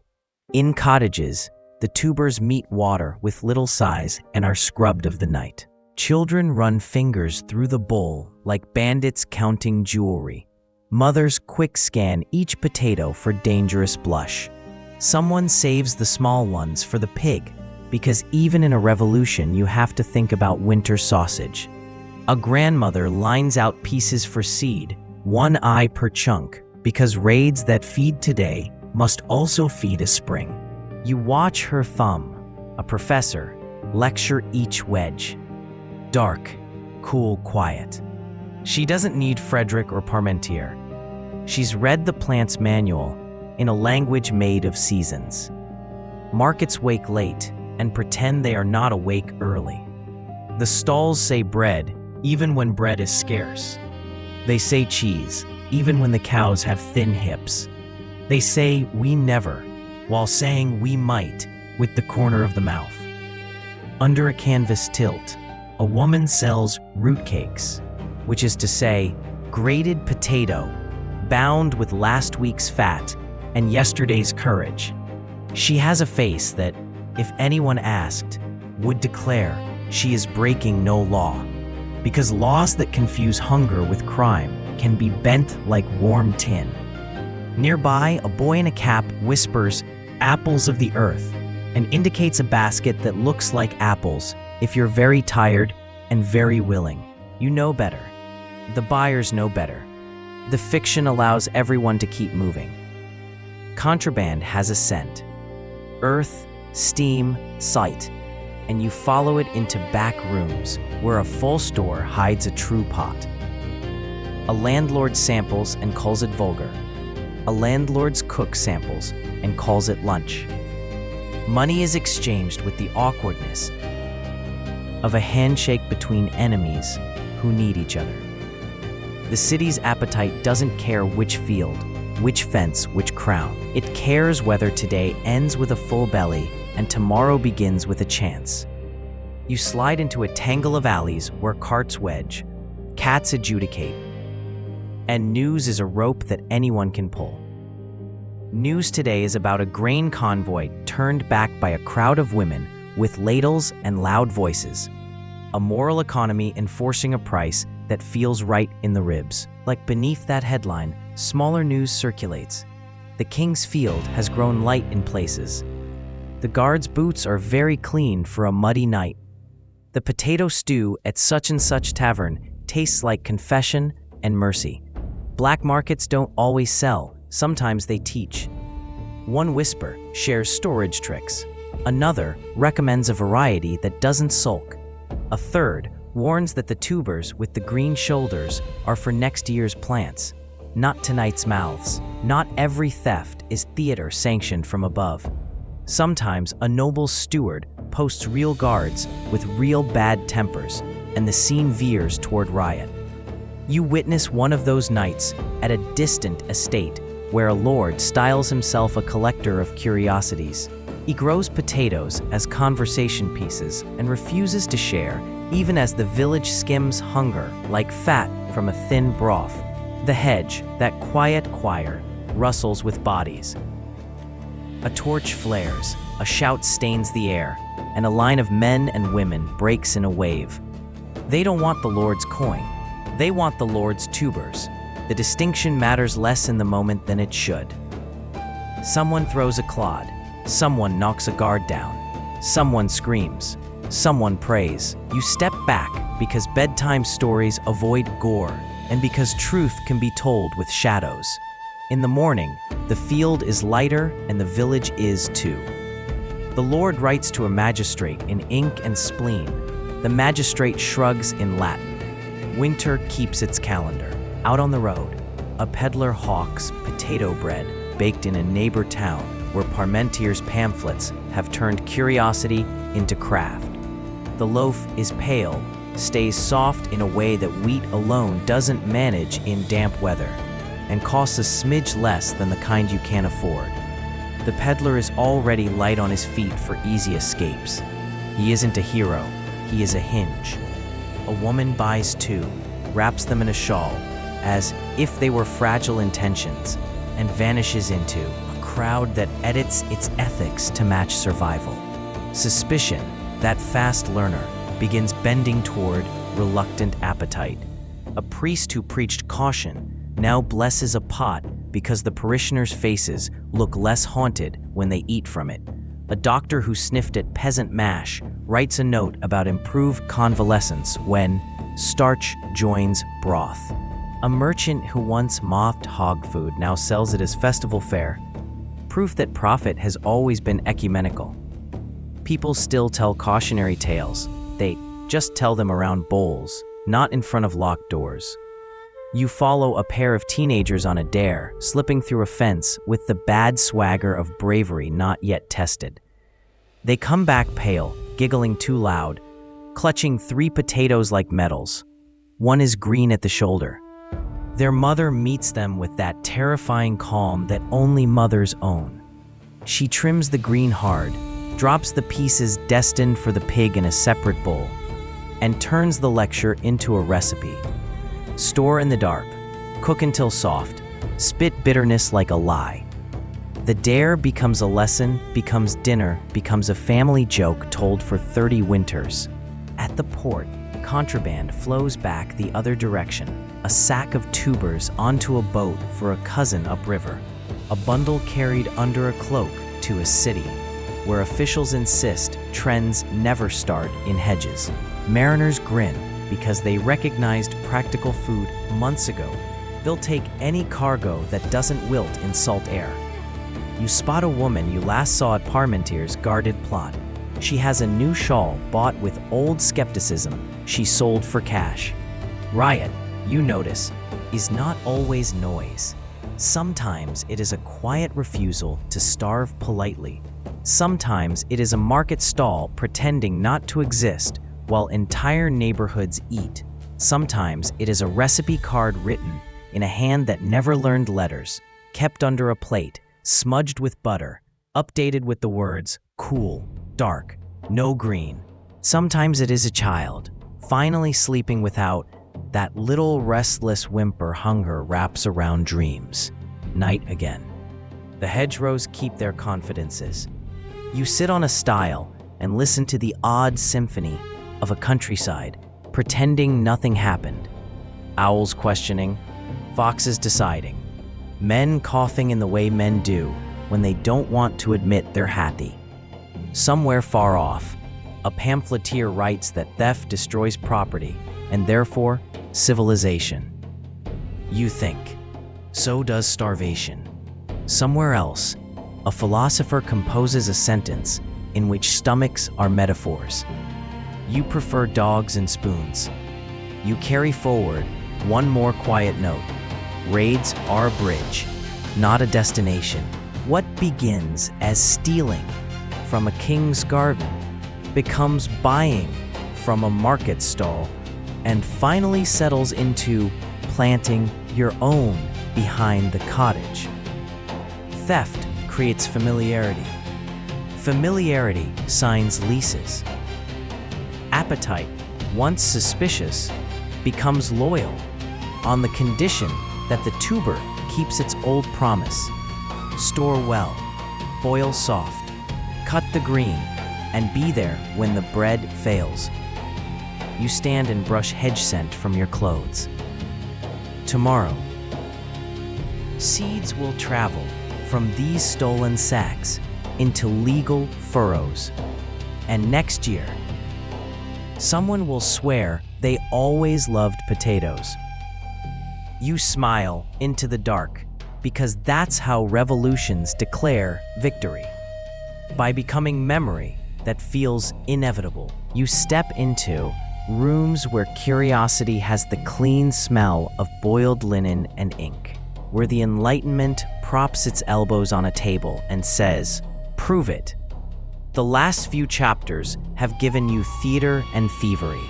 Now you'll watch scales, spoons, and ledgers turn rumor into recipe and recipe into routine. Science, at its best, is just careful noticing with company. Tonight, you join the company. A hospital steward greets you with a ledger so thumbed it looks soft. He keeps columns the way sailors keep knots. Tidy, prideful, a language of competence. On the left, names of wards: fever, fracture, convalescent. On the right, costs per day for diets: broth alone, broth with barley, broth with potato mash. He runs his finger down the page, and you watch the numbers lean toward the tuber. Fewer shillings, steadier weights, shorter stays, calmer nights. He does not sermonize. He raps the book with his knuckle and says, "We can afford this." It's the most persuasive sentence some institutions ever hear. In the kitchen below, the air shimmers with steam and starch. A nurse with arms like brackets folds potatoes into broth so thin it would otherwise count as an apology. She salts as if writing a footnote, just enough to make the body say yes before the mind finishes arguing. Bowls travel down a corridor, steam painting halos that would make a painter sigh. You follow the first spoon to a mouth that has refused 3 meals this week. You see the swallow, the tiny lift of the throat that means surrender to comfort. And you mark it down in your private ledger under evidence that isn't numbers. Across town, a small laboratory smells like glass ambition and burnt sugar. A chemist in an apron stained with the day's proofs lifts a beaker and talks to you in the new language. Starch to sugar to energy, not all at once, but persuasively. He drips iodine into a milky suspension, and the liquid clouds purple-black. The stage magic of starch revealed. He smiles the way men do when a mystery agrees to confess under gentle pressure. He pinches flour between 2 fingers, lets it snow into a bowl of mashed potato, and insists, no demonstrates, that the loaf will stay tender longer, resist the damp, and stretch a poor kitchen's week without insulting anyone's pride. He records weights before and after baking, swears by scales rather than adjectives, and thanks the nurse who taught him how to salt. At a university hall, a set of gentlemen convene to judge entries for a prize. Best potato bread. The notice read, as if the city were a county fair with brass buttons. You taste along the bench, each loaf a different answer to the same question. Some are sorry, heavy as guilt. Some are remarkable, thin crust, interior like a cloud with resolve. The winner turns out to be a baker who married a kitchen maid and learned to listen. He credits her with the trick of steaming potatoes first and ricing them fine, the way her mother did when meat was a holiday, not a habit. He writes the method down on paper, as if that makes it official. And maybe it does, but you know the real text lives in wrists. Markets, never waiting for minutes to be published, adapt.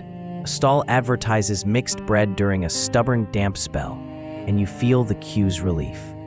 Another sells a stew called Soldier's Kindness. Beef in rumor only, potatoes certain as sunrise. Its popularity a ledger of private reconciliations. Pride finds a new script, appetite accepts a new antagonist, and everyone agrees to call it kindness.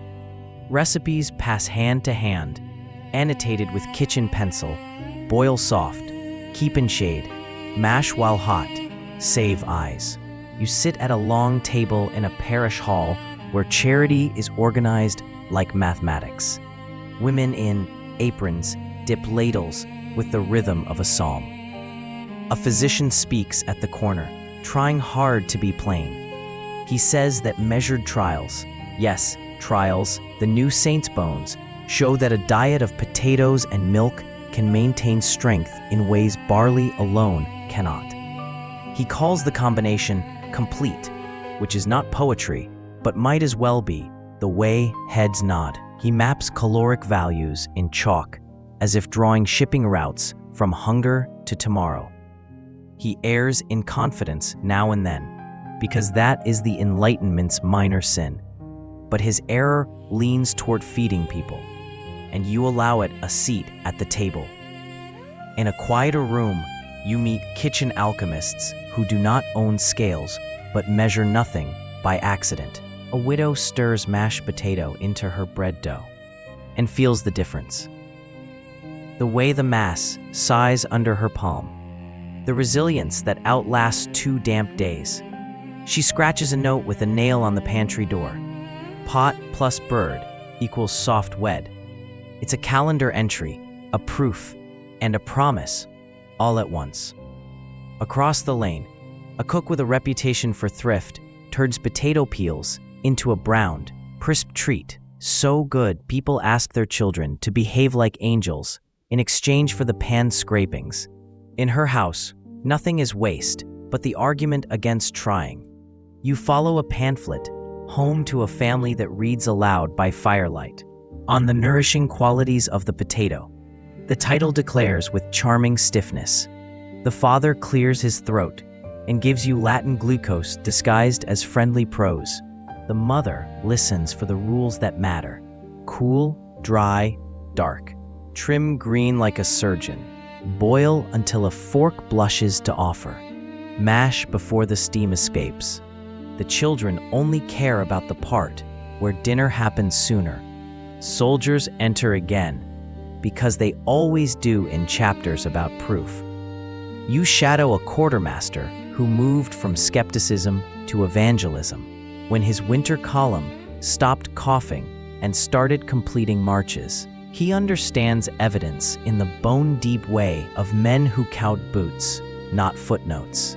A kettle big enough to wash a child cradles a stew that could keep a regiment arguing about girls instead of hunger. He lists the virtues with a sergeant's poetry, doesn't spoil, carries well, fills the cracks between bread and meat, won't turn on you when rain turns mean. He isn't romantic, he is right. You visit a school where science is a new kind of catechism. A teacher places 2 plates before the class, one with boiled potatoes and a jug of milk, the other with thin porridge. He invites the children to eat and then to play at the midday break. He times their races with a pocket watch and records the results on a slate. The most charmingly flawed study you ever want to see. The potato milk team laughs harder, runs longer, falls less. The porridge gang looks betrayed by physics. The teacher, satisfied and foolish, writes vitality on the board and underlines it twice. You snort, then forgive him. The children's cheeks write the conclusion better than his chalk. Evidence also tastes like humility. A fashionable salon, after months of Parmentiers theater, hosts a blind tasting, bread with potato versus bread without. The vote is close enough to embarrass snobs and close enough to empower bakers who need to stretch flour without stretching truth. When the host reveals the winning loaf secret, he couches it in philosophy. Utility is beauty in a harsh year. But the room hears the only idea that ever survives supper. More for less, without shame. Meanwhile, pamphlets bloom like a late spring. Some peddle nonsense. Potatoes cure baldness. Because fools love witnesses. Many do good work, translating lab talk into hearth talk, editing botany into kitchen verbs. You keep one you like for its absence of ego. A 2-page guide, cheap ink and honest stains, titled To Keep Family Whole When Bread Fails. It lists milk, potatoes, and onions as allies. It reminds you, again, about green skins and eyes. It suggests a weekly cellar inspection, the way a general suggests patrols. You wish every century had more writing like this, unfancy, unfailing. Public opinion changes the way a pot comes to boil. Slowly, then all at once. You feel the simmer in jokes that turn from mockery to appetite. A cartoon in a broadsheet depicts a miser clinging to his last loaf while a family behind him eats smiling bowls of potato stew. The caption reads, "Who hoards now?" Laughter does the work of 1,000 arguments when it hits the right nerve. You don't pretend the conversion is total. A doctor still writes that potatoes induce phlegm in those of weak constitution, which you later observe means people who ate 5 and then walked uphill in a corset. A priest clings to bread symbolism while blessing a pot by accident of standing too close when someone says grace. A merchant sells improved potato tincture in a bottle with a label that glows with lies.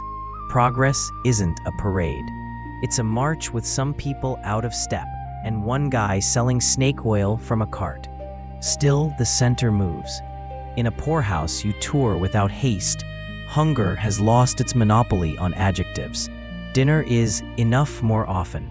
The cook keeps a bucket under a drip and a broom by the door and a sense of mission between her eyebrows. She has a rule about not wasting the last ladle because someone always arrives late and ashamed.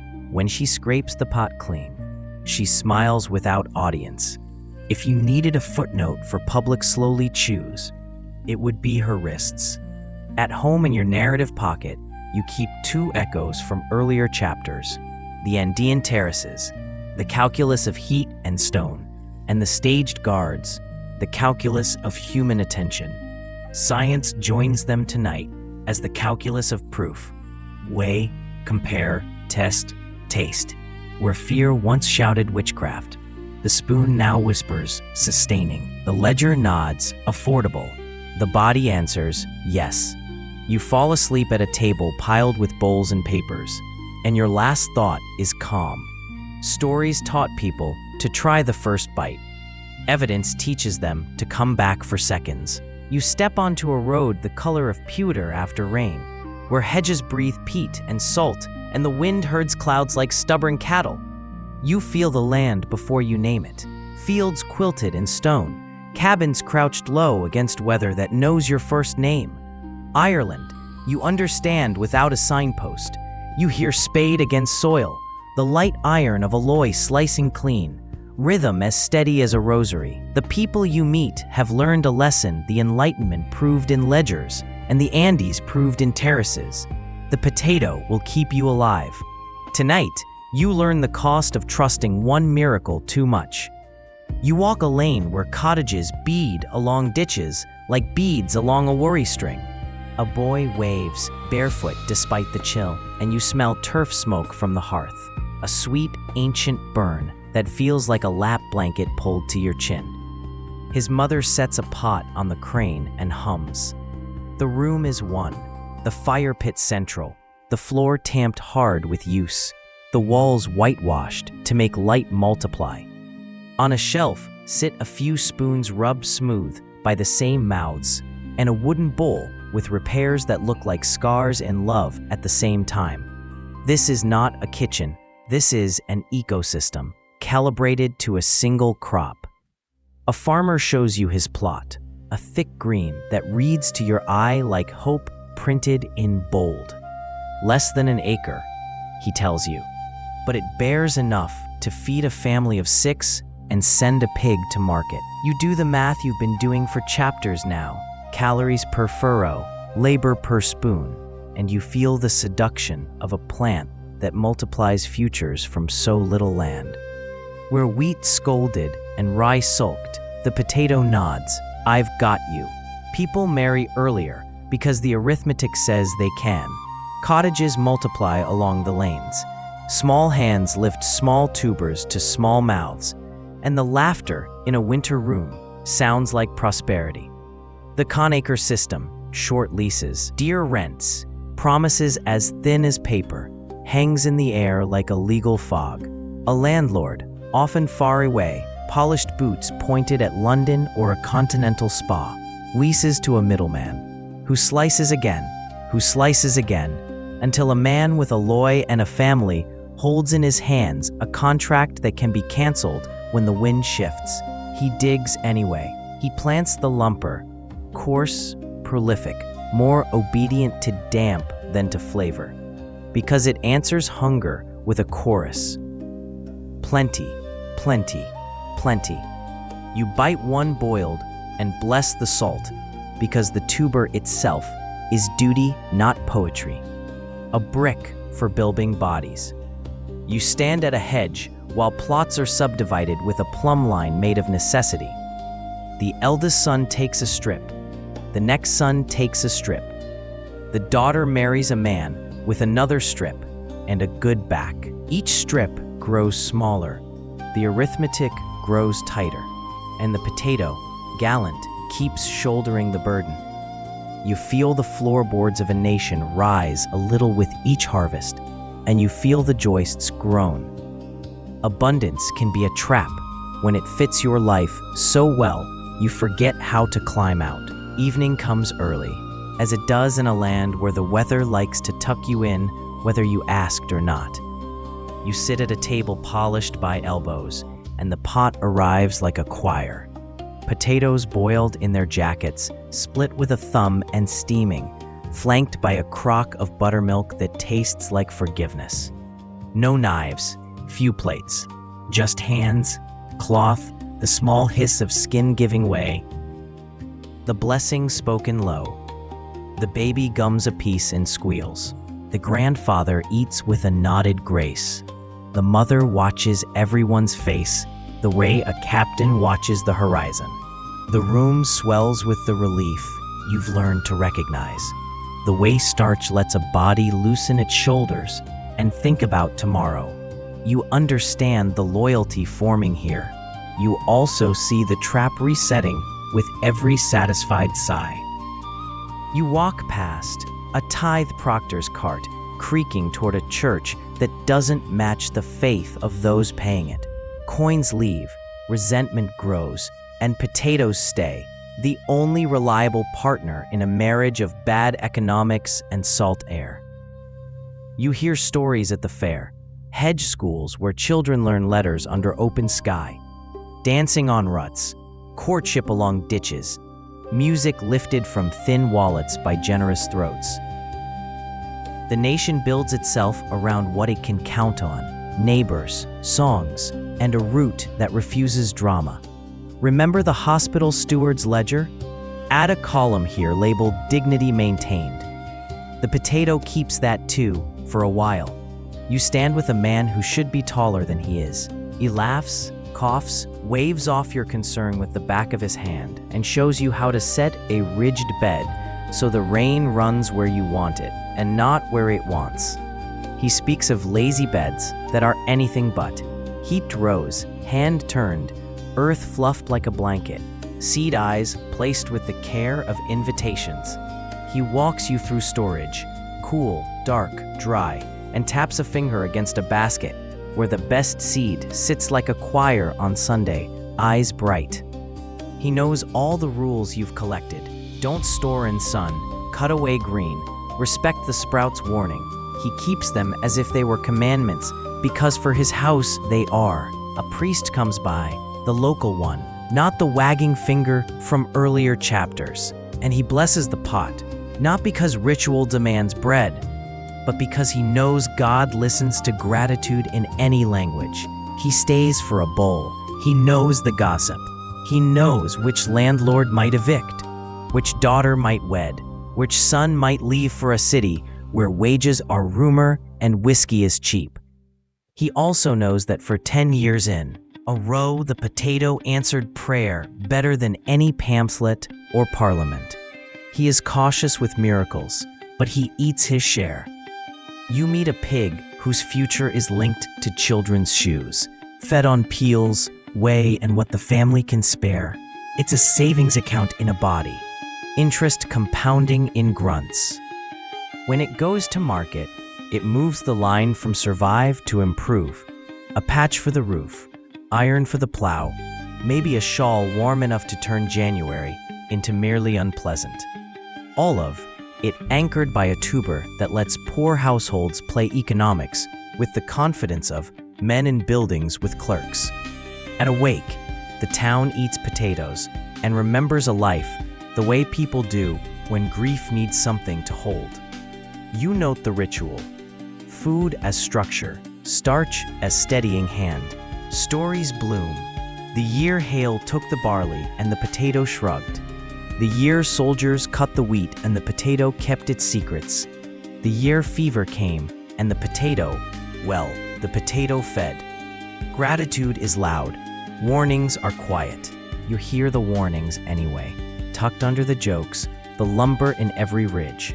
The ridge in every acre. The acre in every tenancy that could be lost with a signature.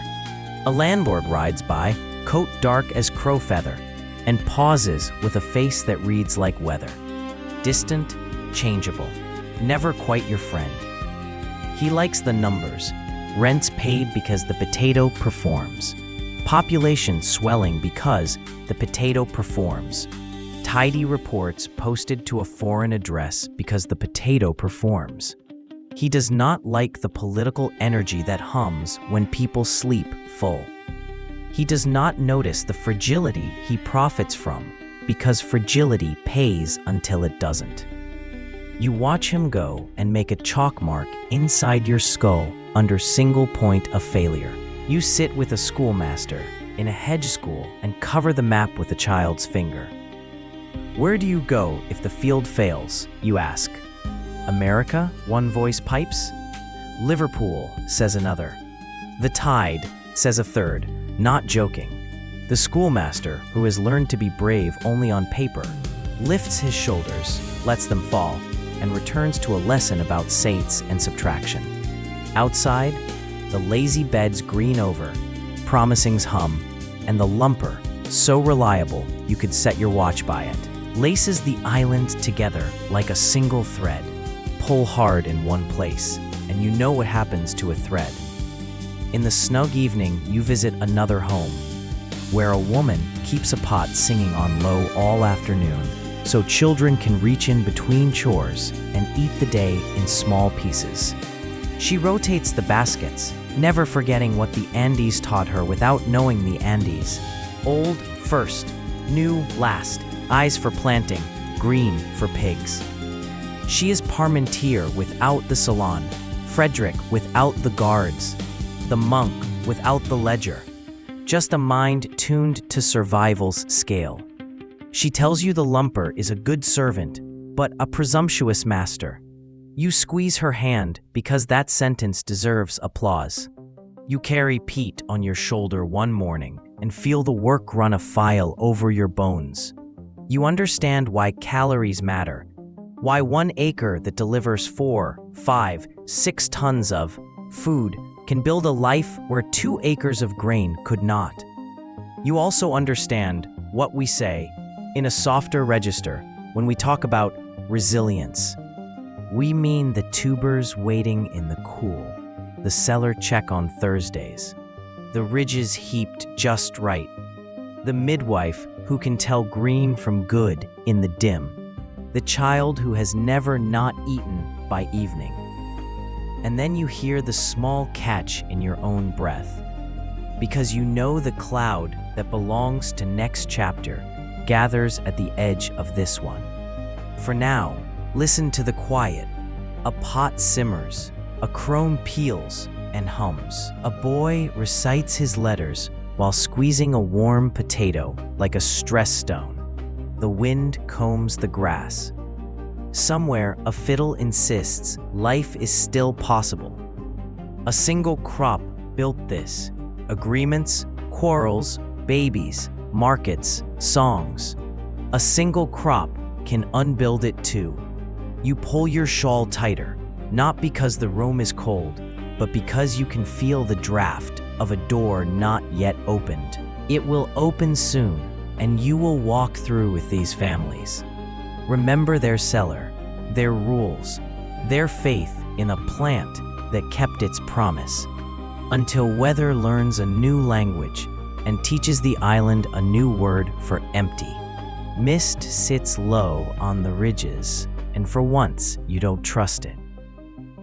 You've learned this landscape's moods, its peat-sweet evenings, its buttery kitchens, its ridges like prayer lines. But this morning, the air tastes of copper and old milk. A farmer steps into his lazy beds with a basket under one arm, and the song half started. He stops. You stop with him. Leaves that were a glossy sermon yesterday are tonight's rumor, tomorrow's grief. They blacken at the edges as if the night smudged them with a thumb. Spots bloom like bruises on a green throat. When he lifts a plant, you smell something you will never forget. Rot that is both sharp and sweet, like a cellar that forgot its rules. He squeezes a tuber, and it collapses into a sad paste that clings to his fingers. The song in his mouth dies without ceremony. You kneel and pass your thumb across the same ruin. It's as if rain learned to whisper curses. A blight rides the weather, fast as gossip, patient as a ledger, arriving when the island is most vulnerable because the island has dared to trust. Call it a wet fog, a fungus, a disease that behaves like both villain and season. Respect the sprout's warning. Feel suddenly like polite advice in a room that's filled. A man digs a sound tuber in the morning, returns in the afternoon to find it dissolving in his hand. Women who have never wept in front of their children cry without wiping their faces. Cellars that once smelled like damp pages now smell like a book that went to sea. You take a candle down the steps and lift burlap with fingers that already know what they'll find. A sheen, a sag, a skin that peels like sorrow. The first responses are rehearsals of hope. It's a patch. Someone says, "We'll eat around it." Another. You remember the midwife's certainty, the monk's broth, Parmentir's calm, Frederick's theater. You want to borrow their voices. But this is a new play, and the villain understudied in secret. Men stay up all night turning tubers to dry them, laying them on the kitchen floor like little sons that forgot how to rise. Fires burn in every hearth with a desperation that wastes fuel as if fuel were not next month's luxury. A grandmother, hands that could peel with her eyes closed, pauses over a potato and lays the knife down. She has nothing to teach this. You walk to the landlord's house with a delegation that carries its best clothes like armor. They ask for a rent abatement, a grace period, a mercy with a date on it. The agent, polite, powdered, the moon's cousin, quotes a clause, shrugs a shoulder, suggests the workhouse's door. He says the word relief as if it were brandy kept just out of reach for a reason. You feel a heat crawl up your own throat that is not hunger and not fever. Law wears a lovely coat. Hongo recognizes the lining. By the second month, the blight is not a bad harvest. It is policy's exam paper. Rain leaves the island because contracts are punctual, even when compassion is late. Cattle pass down the road on their way to a ship. Children count ribs and turn counting into a game because children are brave in ways they should never have to be. Soup kitchens blink into existence, charity dressed in steam, and blink out again when doctrine says they encourage dependence. A parish hands out meal tickets like boarding passes to nowhere. An inspector of poorhouses notes, in an ink that dries too quickly, that the inmates appear unaccustomed to labor, as if a spade and a cradle were leisure. You drift along a hedge in rain that has learned to be cool, and watch men carve test holes in their ridges, the way a surgeon checks a pulse he knows is fading. A good tuber is a miracle. They stare at it as if it might offer names of saints. A bad one, more common now, releases a fluid like a lie. The dog refuses to lick it. Pigs, those early adopters of comfort, turn away. When animals decline an argument, people listen. Neighbors become fugitives from their own acres. Evictions arrive with the solemnity of ceremony and the casualness of weather. A hearth raked out, a roof pulled in, a door barred against the night. A family set down by the road with a bundle and a future that looks like mist. The word coffin ship circulates, a phrase so ugly you wish you could unhear it. Docks fill with travelers carrying half a language and double the courage, bound for cities that spell their names wrong.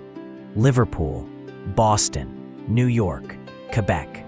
They wear the smell of peat and brine and something else, the scent of kitchens burned cold before their time. You stand in a lane where early winter is more blade than blanket, and you watch a wagon creak away, stacked with children under a rug, a pot, a fiddle. A woman rubs a tuber like a talisman and slips it into her apron because leaving without a seed feels like leaving without a heart. She will plant in another country if there is dirt. If not, she will keep it like a photograph of a house that isn't there. The wind pulls at her scarf and reminds you that weather, too, has politics. A soup line steams in a town yard, the liquid thin but honest. A man stares into his bowl as if it were a map. The priest who blessed the potatoes stays, because that's what his job means. He blesses soup now too, and sometimes he says nothing, which is also a sacrament. A schoolmaster wraps his attendance slate in cloth and sets it aside. His students have gone to a city he can't point to. He will teach their younger siblings to write the names of rivers they may cross.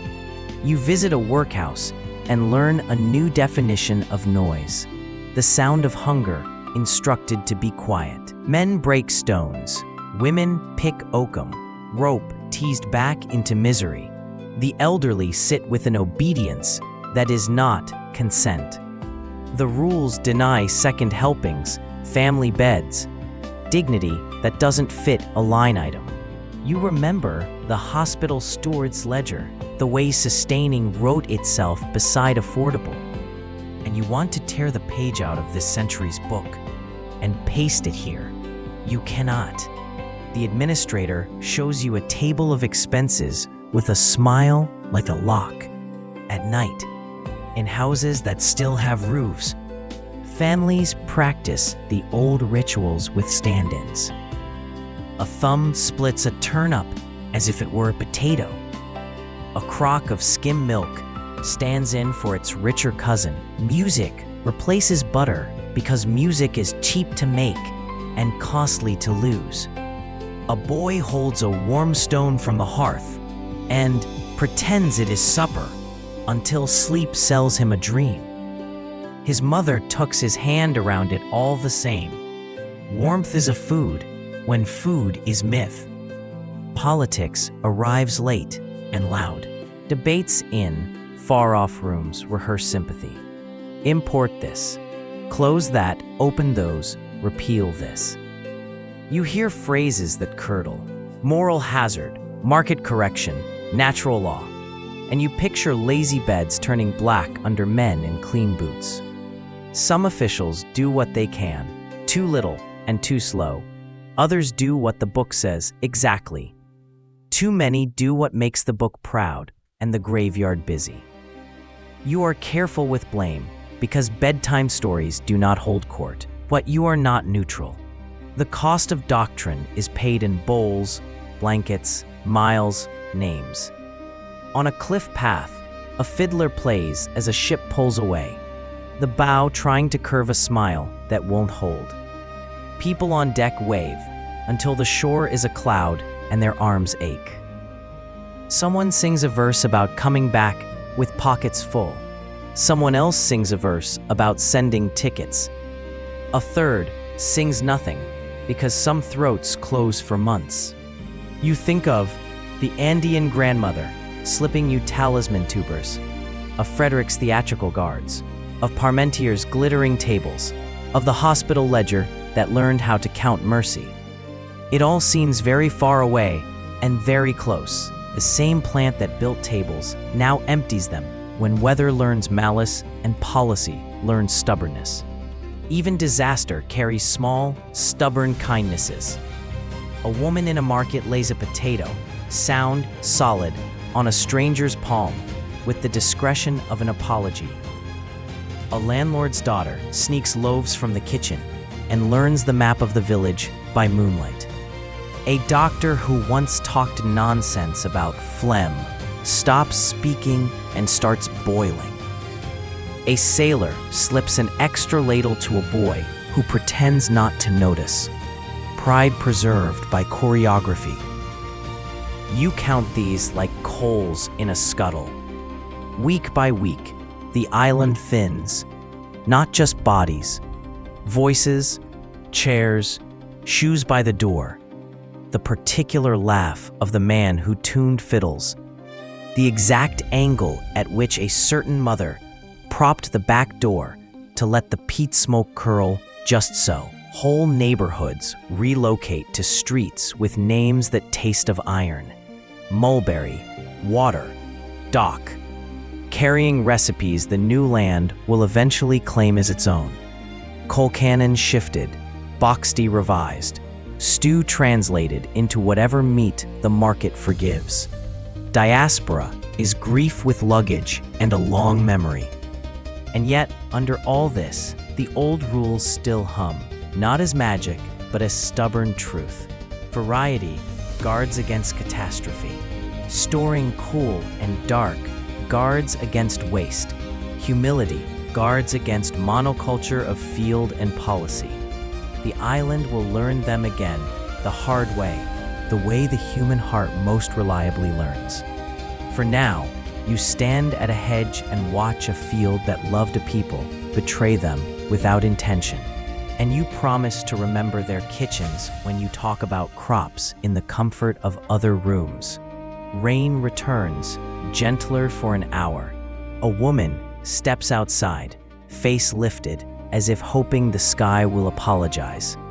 It doesn't. Skies don't. You walk back down the lane with your hands empty and your pockets full of names. You rehearse a blessing that suits no doctrine and all of them. May the next field forgive you. May the ship carry you where work keeps its promises. May the pot remember how to sing. May the children forget this taste of fear. The wind turns. You pull your shawl closer and follow a road toward docks and departures, toward barracks and rations, toward kitchens where the potato will wear new costumes and learn new nicknames. You take one last look at the ridgelines, the tidy pulse marks of a nation that trusted a single plant too well. And you do the only thing a bedtime traveler can do. You carry their story forward carefully, like a bowl too full to spill. Boots thought a grammar you already know. Left, right, endure, and you fall into step because history loves a march. After famine and flight, the road now fills with uniforms, mess kettles, and orders that sound important, even when they are only clever ways to say keep walking. You smell leather dried too fast by a bad fire, wool that remembers last week's rain, and the dependable breath of a field kitchen finding its balance. Empires do not live on ideals. They live on whatever simmers in those kettles. Tonight, you watch armies discover that boiled potatoes are not poetry, but they are a policy that keeps feet moving. At dawn, a quartermaster, saint of dull miracles, counts sacks with a finger he once broke in a door and never got fixed. He measures war in ladles and miles. Flour molds, he grumbles. Biscuit crumbles into weevil snow. Meat is a rumor unless salted into leather. Potatoes, they ride hard, bruise soft, forgive bad roads, and ask only for water, fire, and a cook who's willing to listen. He thumps a tuber against a wagon plank. It makes a sound like a promise kept. You tilt your ear and hear it too. In the yard behind the barracks, recruits learn 3 things: how to shoulder a musket, how to stand in line without inventing their own choreography, and how to peel without wasting the food they're peeling. A corporal demonstrates the soldier's curl, knife flat, thumb steady, a ribbon of skin falling to the trench in one long sentence. Green goes to the pig, he says, unless you like headaches more than duty. He doesn't call it solanine or glycoalkaloids. The lecture is smaller and truer. If it tastes bitter, it means no. The recruits nod, cut, and steal glances at the kettle that will make them agree, later, that discipline and dinner are the same word in winter. Field kitchens rattle forward, the goulash cannon, a wheeled, smoking contraption that turns mud into morale. The cook, nominally a private, practically a chaplain, leans over steam and composes sermons from whatever the quartermaster argued into his hands. He fries onions in belly-saved fat until the smell can make a whole platoon polite, then floods the pan with water and drops in peeled quarters like soft stones. The stew thickens on its own authority. Starch lifts thinness into something that can carry a day's orders. Bread, when it appears, stretches farther by dipping. Meat, when it visits, turns honored but not necessary. When bowls circle back, scraped bright, the cook registers proof the way scientists do: repetition and silence. You shoulder a pack and walk with them into weather that thinks it's in charge. Snow reconsiders every road. Wind writes new rules across shoulders. The kettles stubbornly take their place on coals anyway. Lids clinking in that lullaby you didn't know you needed. A music of metal, steam, and hunger that has learned to wait its turn. A ladle lifts a half-mashed potato, and you watch 3 soldiers' faces relax at once. A synchronized release only armies and lullabies can conduct. You can walk farther on this, one says. Not to you, but to his boots. A surgeon, capable, tired, stands by the fire in the blue of late afternoon and smears a baked potato with a pinch of salt pilfered from a careless officer. He chews with a visible gratitude that has nothing to do with rank. Keeps them on their feet, he offers, nodding toward the drill ground. and keeps the scurvy quiet when the gods don't send lemons. He winks at the imprecision. Fresh potatoes carry a whisper of vitamin C when you eat them soon after digging, and you accept the wink because he is measuring results, not rhetoric. The ward has fewer bleeding gums when the men eat from the kettle. He records this nowhere and everywhere. On a long gray road, the quartermaster's other genius becomes visible. Gardens that travel no distance at all. Wherever an army pauses longer than a sermon, soldiers scratch at earth between tents and plant siege plots. Small, bossy rectangles guarded by jokes and bayonets. They bury seed eyes while a sentry counts clouds, rig crude clutches from broken glass, and mutter at weather like men bargaining with merciful saints. 2 months later, they pulled dinner from the dirt 100 yards from the enemy's wall and grin like thieves who robbed a storm. Grain needs mills, and mills need peace.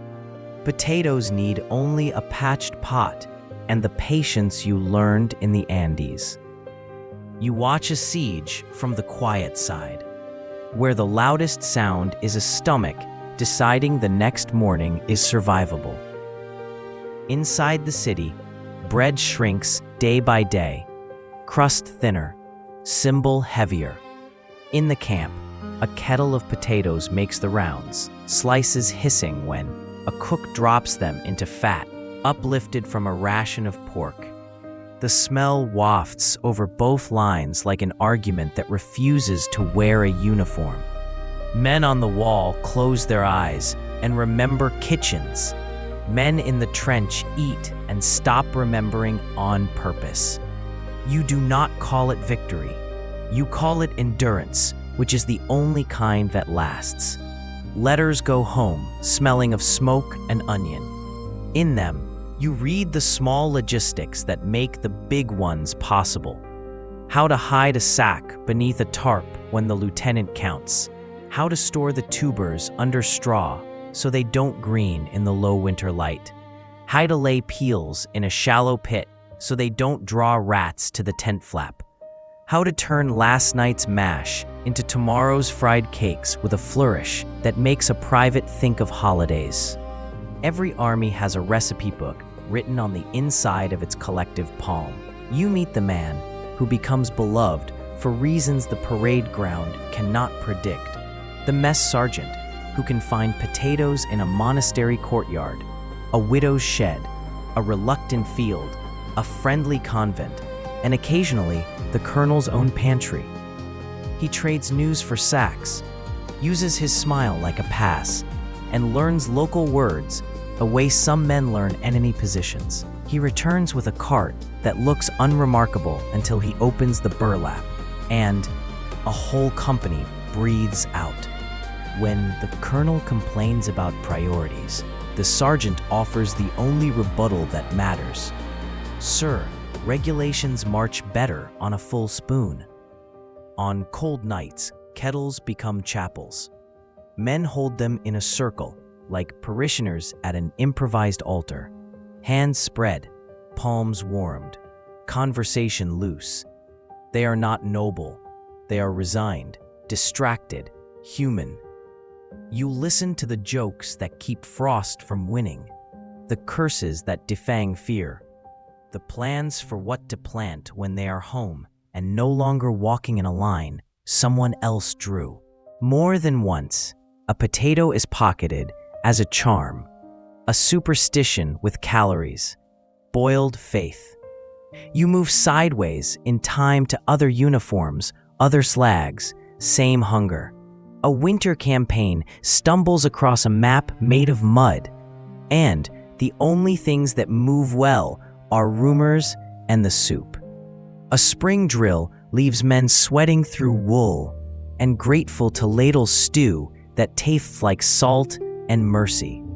A summer bivouac drills with blank cartridges by day and peels by night, because stamina isn't optional and dinner is the only benediction that works across dialects. Field manuals argue tactics. Field kitchens enforce outcomes. The old cautions still whisper even here. Slice away any green shoulder before it meets the pot. Keep the sacks shaded under the wagon. Respect the sprout's warning and aim it toward the next planting, not the next bite. The kitchen corporal polices those rules more fiercely than parade ground posture. He knows that one careless batch ruins 3 days of trust, and trust is the ration the quartermaster cannot issue on paper. He barks, trims, tastes, nods. You admire his small despotism because it serves the only ideology you now trust. Keep them standing. Sometimes there is luxury by accident. A farm oven briefly borrowed, a pan of crisps made from peeled odds and ends, a pat of butter saved in a jar wrapped with cloth and hope. The men fall silent when crisp meets salt. A private flakes a baked potato and stirred drippings through gently, with the reverence of a reader turning a last page carefully. No one makes speeches. They just pass the pan left, always left, as if ritual traveled that direction by instinct. On the march again, you note how the potato solves problems no officer thinks about until they wake him at midnight. It boils at a pace that matches vigilance. It cooks in the dark with the lid on, sending up little screams of steam that read as comfort, not invitation. It doesn't need slicing boards, tenderizing hammers, elaborate orders, or a saint's intercession. It stands there, surrenders to heat, and becomes willpower you can chew. Even cynical men admit this, quietly, spoon in hand. A courier rides in with a letter from a minister, and no sense of kitchen gravity. He demands to know why a shipment of flour spoiled and a shipment of potatoes did not. The cook wipes his hands, points at the sacks in shade, the vented wagon, the discipline around peels, the way the sergeant rotates stock like a chapel verger turning candles. We learned from poor people, he says. They learned from mountains. You hear the Andes again, stone ribs warming by day, giving by night, and you recognize the straight line between terrace geometry and mess line routine. War ends the way wars always do. Too late, too noisy, with quiet men walking home in boots that remember everything. In knapsacks, you find scoons stolen from barracks, a lucky stone, a folded recipe scrawled on the back of a drill sheet. Mash hot, add milk, salt, pepper, fried onions, serve. Back in villages, those soldiers scratch siege gardens into their yards out of habit and plant potatoes the way some people light candles. A child watches a father's hands, peel steady, thumb firm, knife sure, and inherits the muscle memory of endurance without needing the uniforms that taught it. You sit on a stump while the field kitchen is hosed clean, a ghastly, satisfying task, and think about empires and their illusions. They believe they march on glory. They march on boiled potatoes. They believe history is written in treaties. It is also written in steam and starch and the grease-slick joke that circulates around a kettle at 2 a.m. They believe discipline is drilled. It is likewise ladled. You are not cynical for saying so. You are simply honoring the small physics of survival. Night lays its hand on the camp. The last embers pulse like sleepy hearts. Somewhere a guard hums a song his mother taught him while he stares past the perimeter into a dark that has stopped negotiating. You pull your coat tighter and follow the scent of the cooled kettles back to your own road. Ahead lie city streets where potatoes wear oil and paper sleeves, and a century that learns to deep fry comfort into an empire of its own. For now, you leave the soldiers to their blankets and the quartermaster to his lists, and you carry forward a truth a cook could stamp on a coin. Courage is good. Calories are better. Hot potatoes turn both into distance.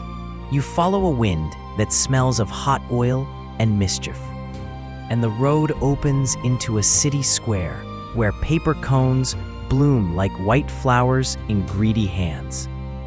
The hiss of a friar drowns argument. You've spent chapters in cellars and barracks. Now you stand at the open mouth of appetite, the street, and watch the potato learn its last trick: how to perform. A vendor pinches salt from a tin and lets it fall the way a priest lets incense swing, and the crowd leans closer. This is not famine fare. This is a show that ends with your fingers shining. Your first cone is Parisian by rumor and stubborn pride. Thin batons, twice cooked, crisp shell singing around a soft middle that remembers the field. A man at the cart calls them pommes frites and claims the Pont Neuf as their birthplace with the casual confidence of a city that never apologizes for its own stories. You splash a line of vinegar because you learned to like its snap in Docklands. Someone else daubs mustard, another drags a fry through aioli. The paper warms your palm, the steam fogs your lip, and you hear a small choir of old cautions. No green, cool storage, respect the sprouts warning, reframed as kitchen sense. Ancient rules in a modern uniform. Benight hums. Paris knows how to make hunger feel fashionable. Across a few borders, a stall piles frites taller, thicker, golden like a small sun you can eat with a little fork. Mayonnaise goes on with zeal. Ketchup arrives later, swaggering. Belgium tells you, politely and not at all, that these are theirs actually. The twice-fry method, a birthright. The Binchy potato, a quiet co-conspirator. You don't adjudicate. Bedtime stories do not award custody. You eat and notice how everything you've learned, variety, storage, cut size, oil temperature, becomes as critical to pleasure as it once was to survival. The science of comfort is still science. Then you feel rain that can't help itself, and the vowels change. Britain. The paper turns to newsprint. The cone unravels into a parcel. A hand with cold knuckles pinches it shut again. Chips now, fat, soft, dignified. Fish that crackles, vinegar that blooms in the air like a memory you didn't know you had. A shop window glows, a bell tings, a cue forms like a hymn. Somewhere a friar still whispers in beef dripping, old school and insistent. Somewhere else, a new oil claims health while it memorizes flavor. You end up on a curb, eating with a tiny wooden spear, thinking of the monk's pot and the quartermaster's kettle and this new altar, a counter speckled with salt and kindness. Ritual shifts, doesn't it? The bowl becomes a cone. The spoon becomes fingers. Grace is said with a hiss instead of a hush. Crisps appear like a conjurer's second act. Potatoes shaved so thin light can argue with them. Fried into fragile moons that break with a sigh. The story most often told names a temperamental diner, a chef who sliced thinner out of spite, and the accident that birthed an addiction. Maybe George Crumb, maybe someone else with a knife in a mood. You don't need the exact name to taste the point. Thrift and curiosity can turn peels and offcuts into something that makes a whole table polite for 10 minutes. Later, factories will measure slices in fractions and stack them by the ton. For now, a cook with good ears can hear when the oil tells the chip it's ready. You pocket a handful and walk into a century that industrializes appetite the way it industrialized thread and rails. Hydrogenated fats extend shelf lives even as they shorten others. Catalogs sell countertop fryers to tea rooms and seaside kiosks. Electric light stretches opening hours until midnight stops insisting on sleep. The potato becomes a shift worker. Noon, dusk, midnight. The sacred hours of grease and gossip. Slogans learn to sing. Best chips in town. No, the world. No, the empire. You smile because everyone in the business of pleasure learns exaggeration first. Then the American road calls. Wide, assertive, lit by neon you can hear. Drive-ins bloom like metallic lilies, screens of car windows reflecting ketchup-red halos. The fry narrows, shoestring, crinkle-cut, waffle, curly. The taxonomy of appetite arranged on laminated boards. You meet a man who keeps a stopwatch next to the fryer and a ledger that resembles the hospital steward's, except the columns are throughput and seconds. He doesn't cure anyone. He keeps a nation moving. A bag of frozen pre-cut potatoes drops like hail into hot oil. A timer sings. A salt shaker shakes the way a drum major twirls a baton. An identical cone in Atlanta, Anchorage, Anaheim. Sameness and service. The comfort of never being asked to learn a new map when you're tired. Factories far away perform their own choreography. Russet Burbank, peeled and squared by machines that don't blink. Par cooked to lock in a future crisp, frozen in. A cold chain that stretches like the Capac Nan beneath the Andes. Except this network hums with compressors instead of llamas. Contracts are signed with growers who gamble their year on a perfect length and a low sugar. Lab techs test for color on an index card the way priests once checked for miracles. Tanker trucks murmur across plains carrying oil that remembers 100 batches. Supply itself becomes story, an empire of time points and temperature ranges. Also, a teenager at a window can drop a scoop that tastes like you remember every time. Inside the paper sleeve, the potato learns marriage customs. In Montreal, you hear the soft profanity of joy when gravy and cheese curds crash into fries and produce poutine, the sound of resistance collapsing into ecstasy. In Madrid, patatas bravas arrive like tiled roofs under a storm of paprika and a spoonful of fire. In Lima, papa a la huancaina covers sliced tubers in a sunny cream that tastes like somebody kept all the summers and poured them at once. In Spain again, you lift a wedge of tortilla española, egg and potato holding hands, to your mouth and feel a factory shift melt from your shoulders. In Delhi, aloo tikki sizzles on a griddle, spiced patties that make the air smell like a festival. Samosas fold potato into triangles of brass and comfort. Masala chips take a crisp and teach it a new language. In Beirut, batata hara, garlic, cilantro, lemon, reminds you the palate has a passport.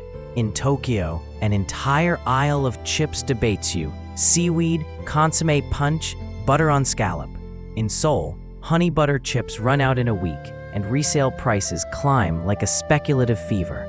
In Lagos, suya spice finds its way to fries and the night market writes another chorus. A tuber that once needed defending now needs only a plate.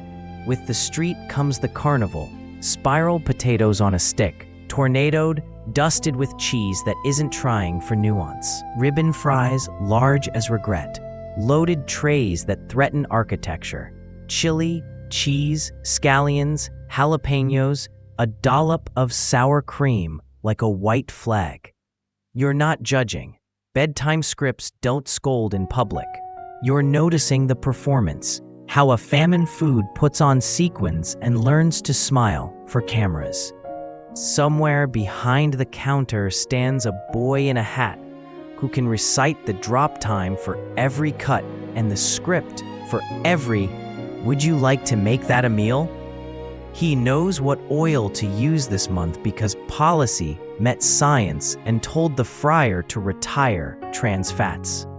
He knows that salt makes eyes widen, that a line moves faster when the fill rate stays above 95%, that ketchup packets can start a small war if rationed too strictly.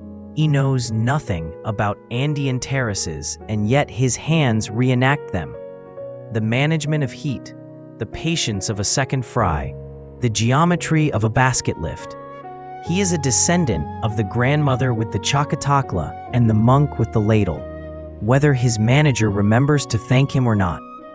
Marketing discovers the potato the way a magpie discovers foil.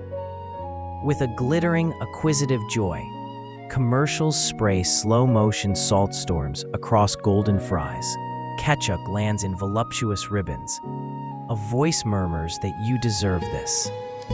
Restaurants trademark shapes and seasonings. Waffle fries become a brand. Curly fries become a personality trait. An engineer in a lab persuades reconstituted potato dough to hold a saddle curve, so cans can stack and chips won't shatter. A geometry lesson you can snack on. You turn a tube and smell childhood with a barcode. A mother pulls through a drive-thru at dusk, turns down the radio for a moment, passes back a small carton to a child in a soccer kit. The car fills with steam and relief. She will cook tomorrow. Tonight, she needs obedience in a box and silence long enough to tie today into a bow. The fries perform reliable, immediate, forgiving. If Parmentier staged dinners to seduce, this window stages competence to survive. Culture collects these tiny rescues and calls them modern life. You notice, too, the quiet backlash beginning to clear its throat. A chalkboard in a small shop lists the variety. Yukon Gold today, Maris Piper tomorrow, as if naming were a sacrament. Beef dripping returns in one neighborhood, peanut oil in another.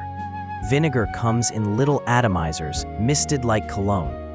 People talk about provenance and cut and oil smoking points as if reciting a creed. Twice fried, the sign says, because you're worth doing properly. The script sounds new and old at once, craft returning to the counter. Memory insisting that speed doesn't have to mean indifference. You think of the ledger where sustaining once met affordable, and you add a column, pleasure, accountable. Ketchup, vinegar, mayo. They jostle like siblings who can't agree on a playlist. In America, you watch the red bottle win by landslide.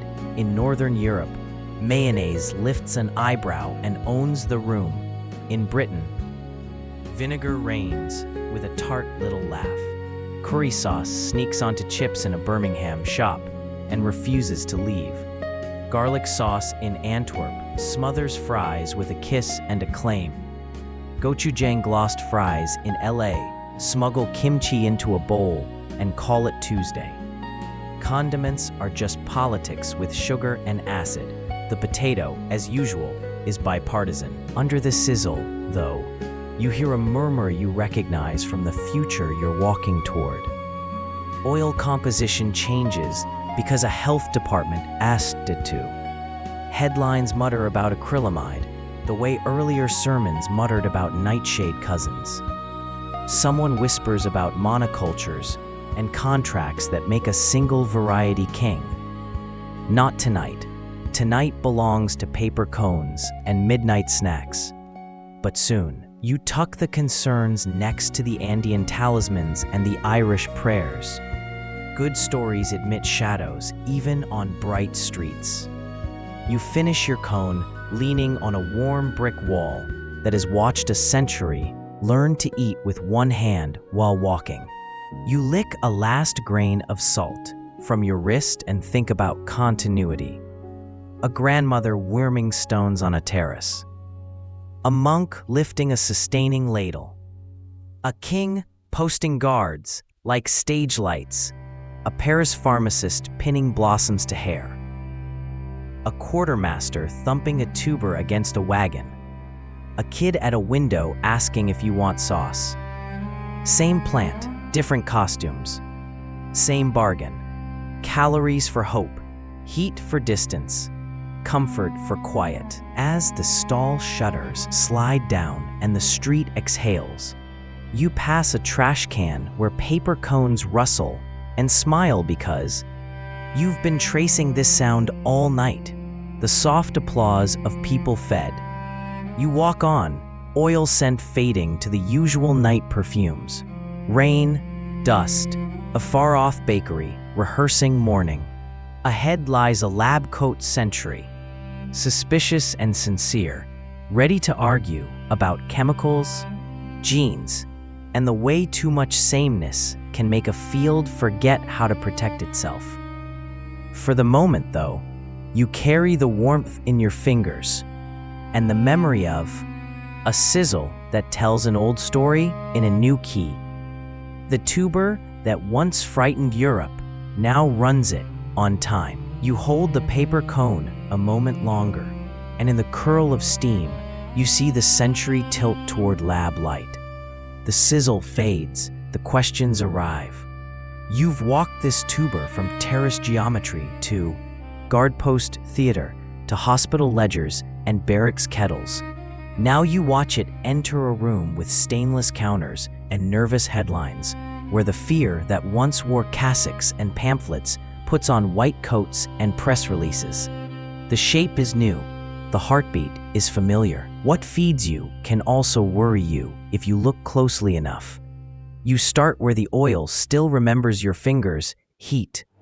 A scientist taps the equation on a whiteboard, simple and unsettling. High temperatures, low moisture, sugars, and the amino acid asparagine meet and make a brown you call delicious and a molecule you call acrylamide. You nod. You also remember the quartermaster grumbling that cold, damp flour turns into weevil snow. Trade-offs hum like transformers under every kitchen. The lab technician doesn't hiss witchcraft. She says calmly, mitigation. Cook a little cooler. Fry a little lighter. Blanch before you fry.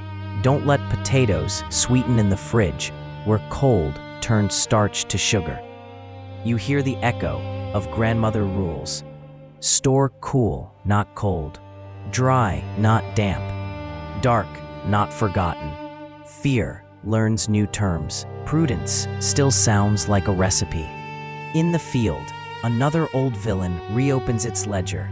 Late Blight, your Chapter 11 shadow. This time, riding storms no saint can reschedule. The air grows warmer and wetter. Seasons shimmy on their calendar hooks, and Phytophthora answers roll call with a grin. Growers dust, spray, repeat, season-long fungicide schedules like drumlines. Copper salts, cousins of that farmer's rash decades ago, return in new formulations. So do synthetics that promise precision and demand discipline. Integrated pest management tries to keep the peace. Scout leaves like detectives, plant a little earlier, cut homes before storage, rotate fields. Choose varieties with letters after their names, our genes. Alphabet soup, that means we might hold the line this year. You stand at the end of a row and watch clouds building muscle, and you feel how modern anxiety rhymes with the island's old grief. One pathogen, one weather trend, one fragile bet.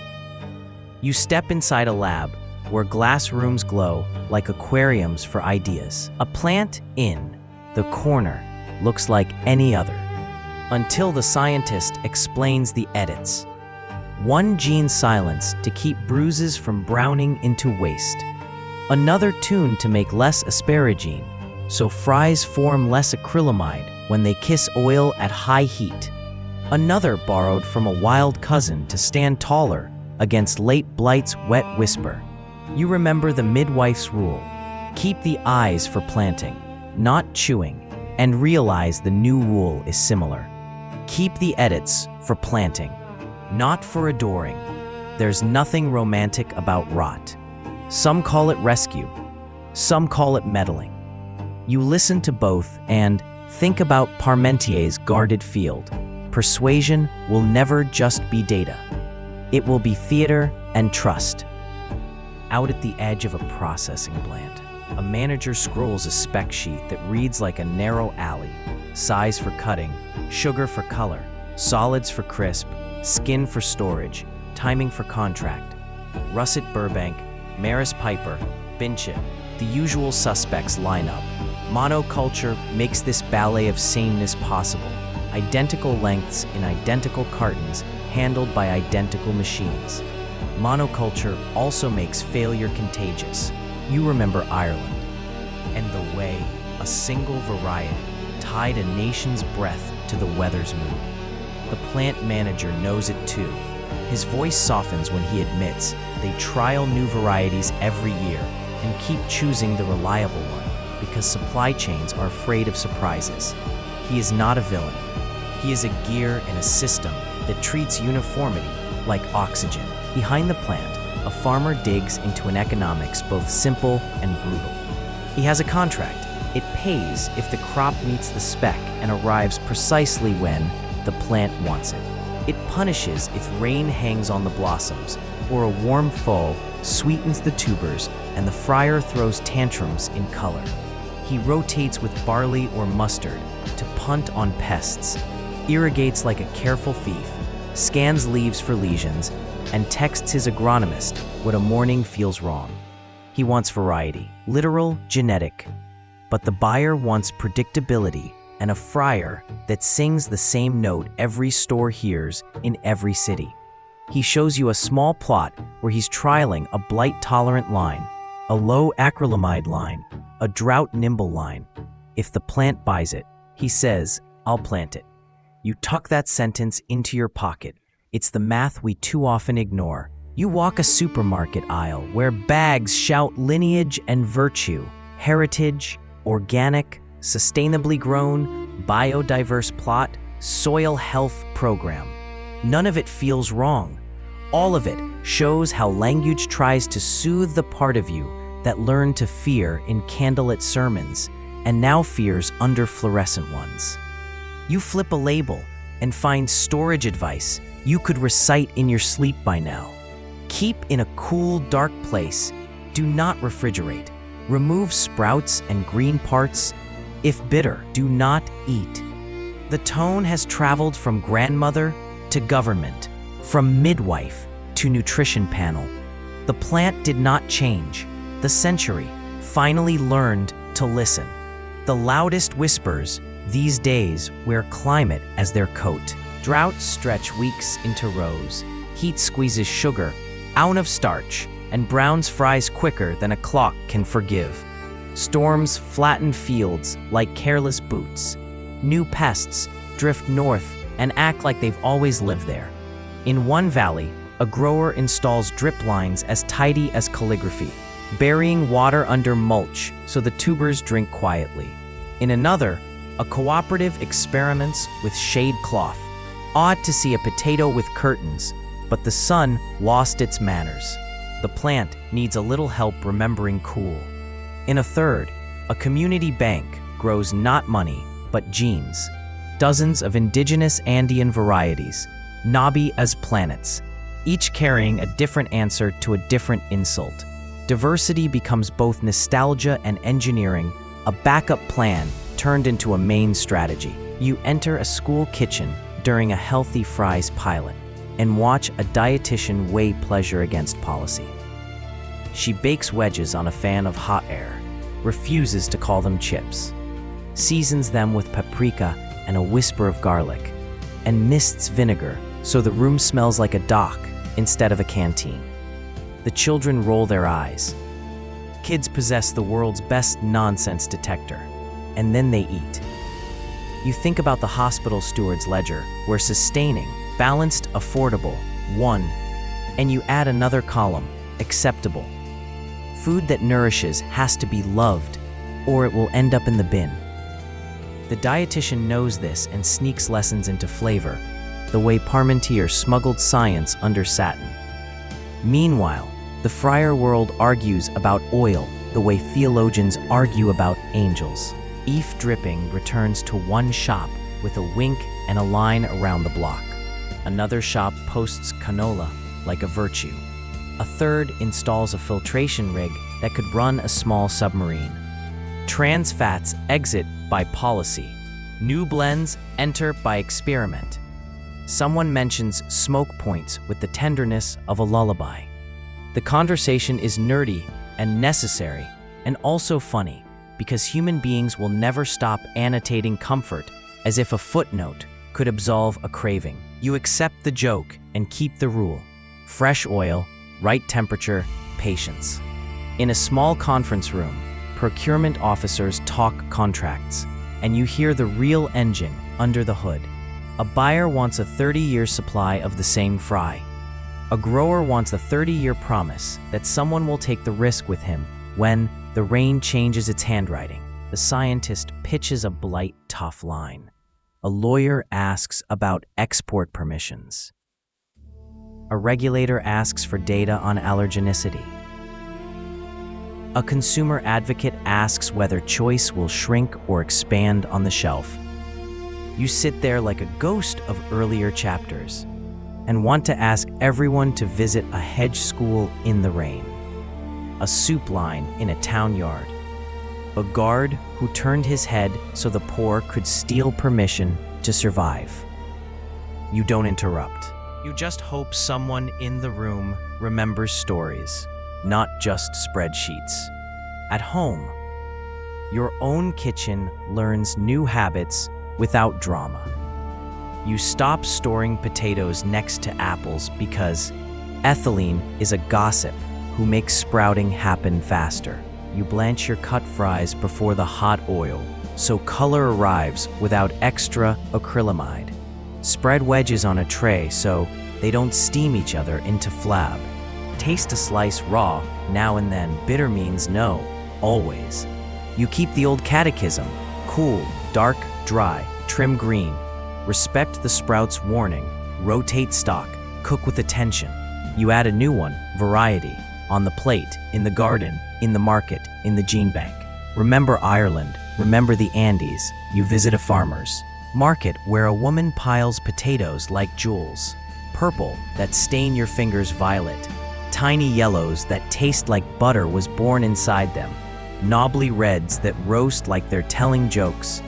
She talks about soils the way people talk about wine, and you recognize the terroir that Stu taught you in the Highlands. You buy 3 kinds you've never cooked and promise to learn.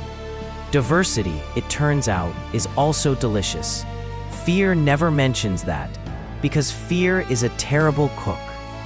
Night slides its hand over the city. You pass a window where a teenager in a headset drops baskets, shakes salt, smiles unskipped. You pass another where a chalkboard lists variety and oil and farm like a love letter. You pass a third where a family eats boiled potatoes from a pot as if a century hadn't learned 100 ways to complicate supper. All of them are true. All of them are modern. And all of them carry threads knotted in earlier chapters: a midwife's caution, a monk's patience, a chemist's iodine purple, a king's theater, a steward's ledger, a quartermaster's spoon, an island's grief. You pause on a bridge. The river moves like certainty. You think of what we keep beneath the soil. Food, yes, but also the stories that make us careful and the habits that make us brave. Tomorrow, in the last stretch, you will walk that quieter ground. Hunger and power and resilience gathered into one soft reckoning. The way steam fills a small kitchen and turns fear into breath you can sleep on. For now, you tuck your hands into your pockets, the way a farmer tucks seed eyes into soil, and you promise again to remember the rules and the people who wrote them with their lives. You walk past the last friar's sizzle and the last ledger's column and back toward the quieter ground where all our meals begin. The city's neon drains away behind you like dye in a basin, and the road remembers it was once a path between fields. You followed this route through theater and famine, barracks and boardrooms. Now you set your hand on the soil itself, cool as a forehead at rest, and listen for what it keeps. Calories, yes, but also vows, warnings, and the kind of wisdom that does not ask to be applauded. You kneel the way you did in the high air above Cusco, fingers pressing into crumb that smells of rain and rock. If you hold still, you can hear the old geometry breathing, terrace stones storing sunlight, vents in qualcas teasing mountain chill through baskets. Children humming as they tuck eyes into beds. The Andes taught you the first truth. Survival is an arrangement, not a miracle. You keep that word, arrangement, because it turns food from a favor into a craft. You whisper it now, and the field nods.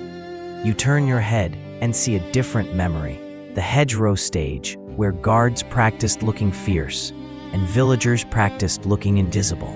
Frederick's wink, Parmentier's bouquet, a world learning that appetites can be persuaded as surely as fields can be graded.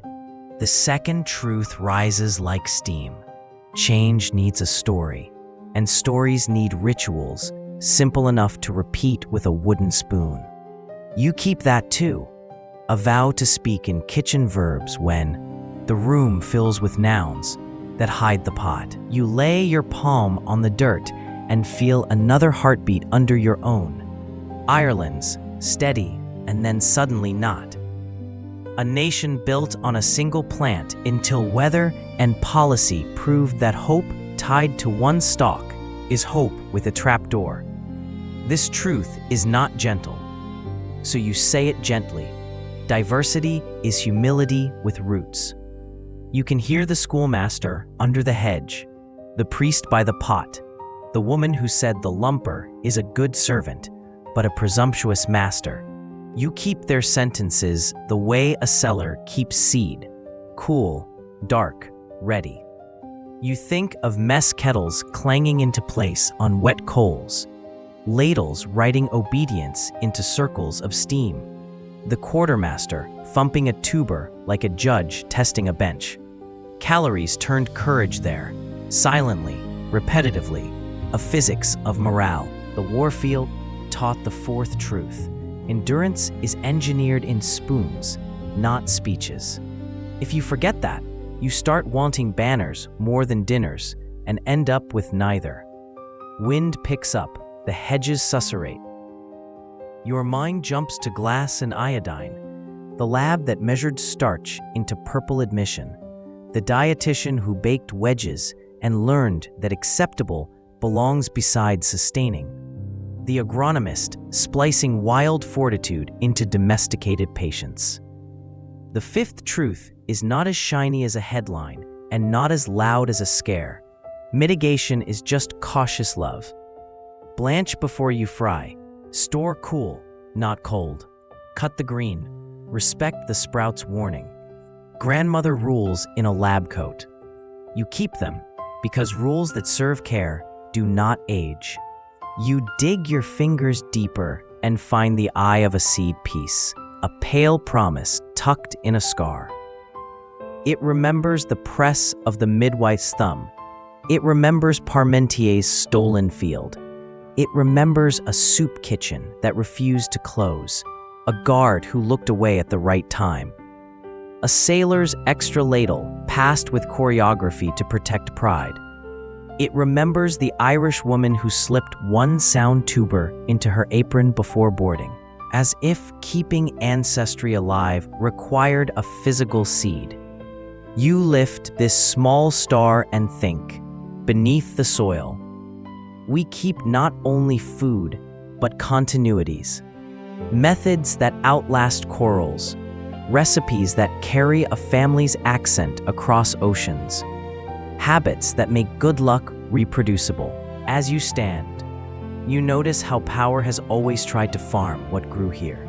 Taxmen with scales for grain, landlords with pens for leases, companies with style guides for fries.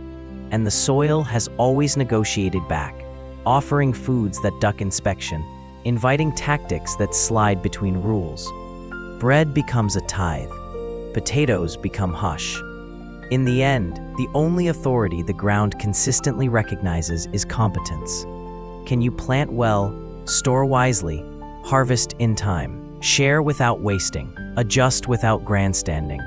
The field does not applaud slogans, it rewards technique. You consider the modern temptations. Monocultures drawn like logic puzzles on a map. Contracts that mistake uniformity for safety. Oil blends litigated more fiercely than kindness.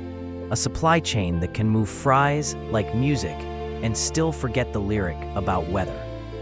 You don't scold. This is bedtime, not tribunal. But you put a stone on a memory. Ireland. You add another. The Andean basket with 100 colors of tuber, each a response to a different insult. Then you make a private plan, the way a gardener does. Buy 2 varieties instead of 1. Try the knobbly purple next week.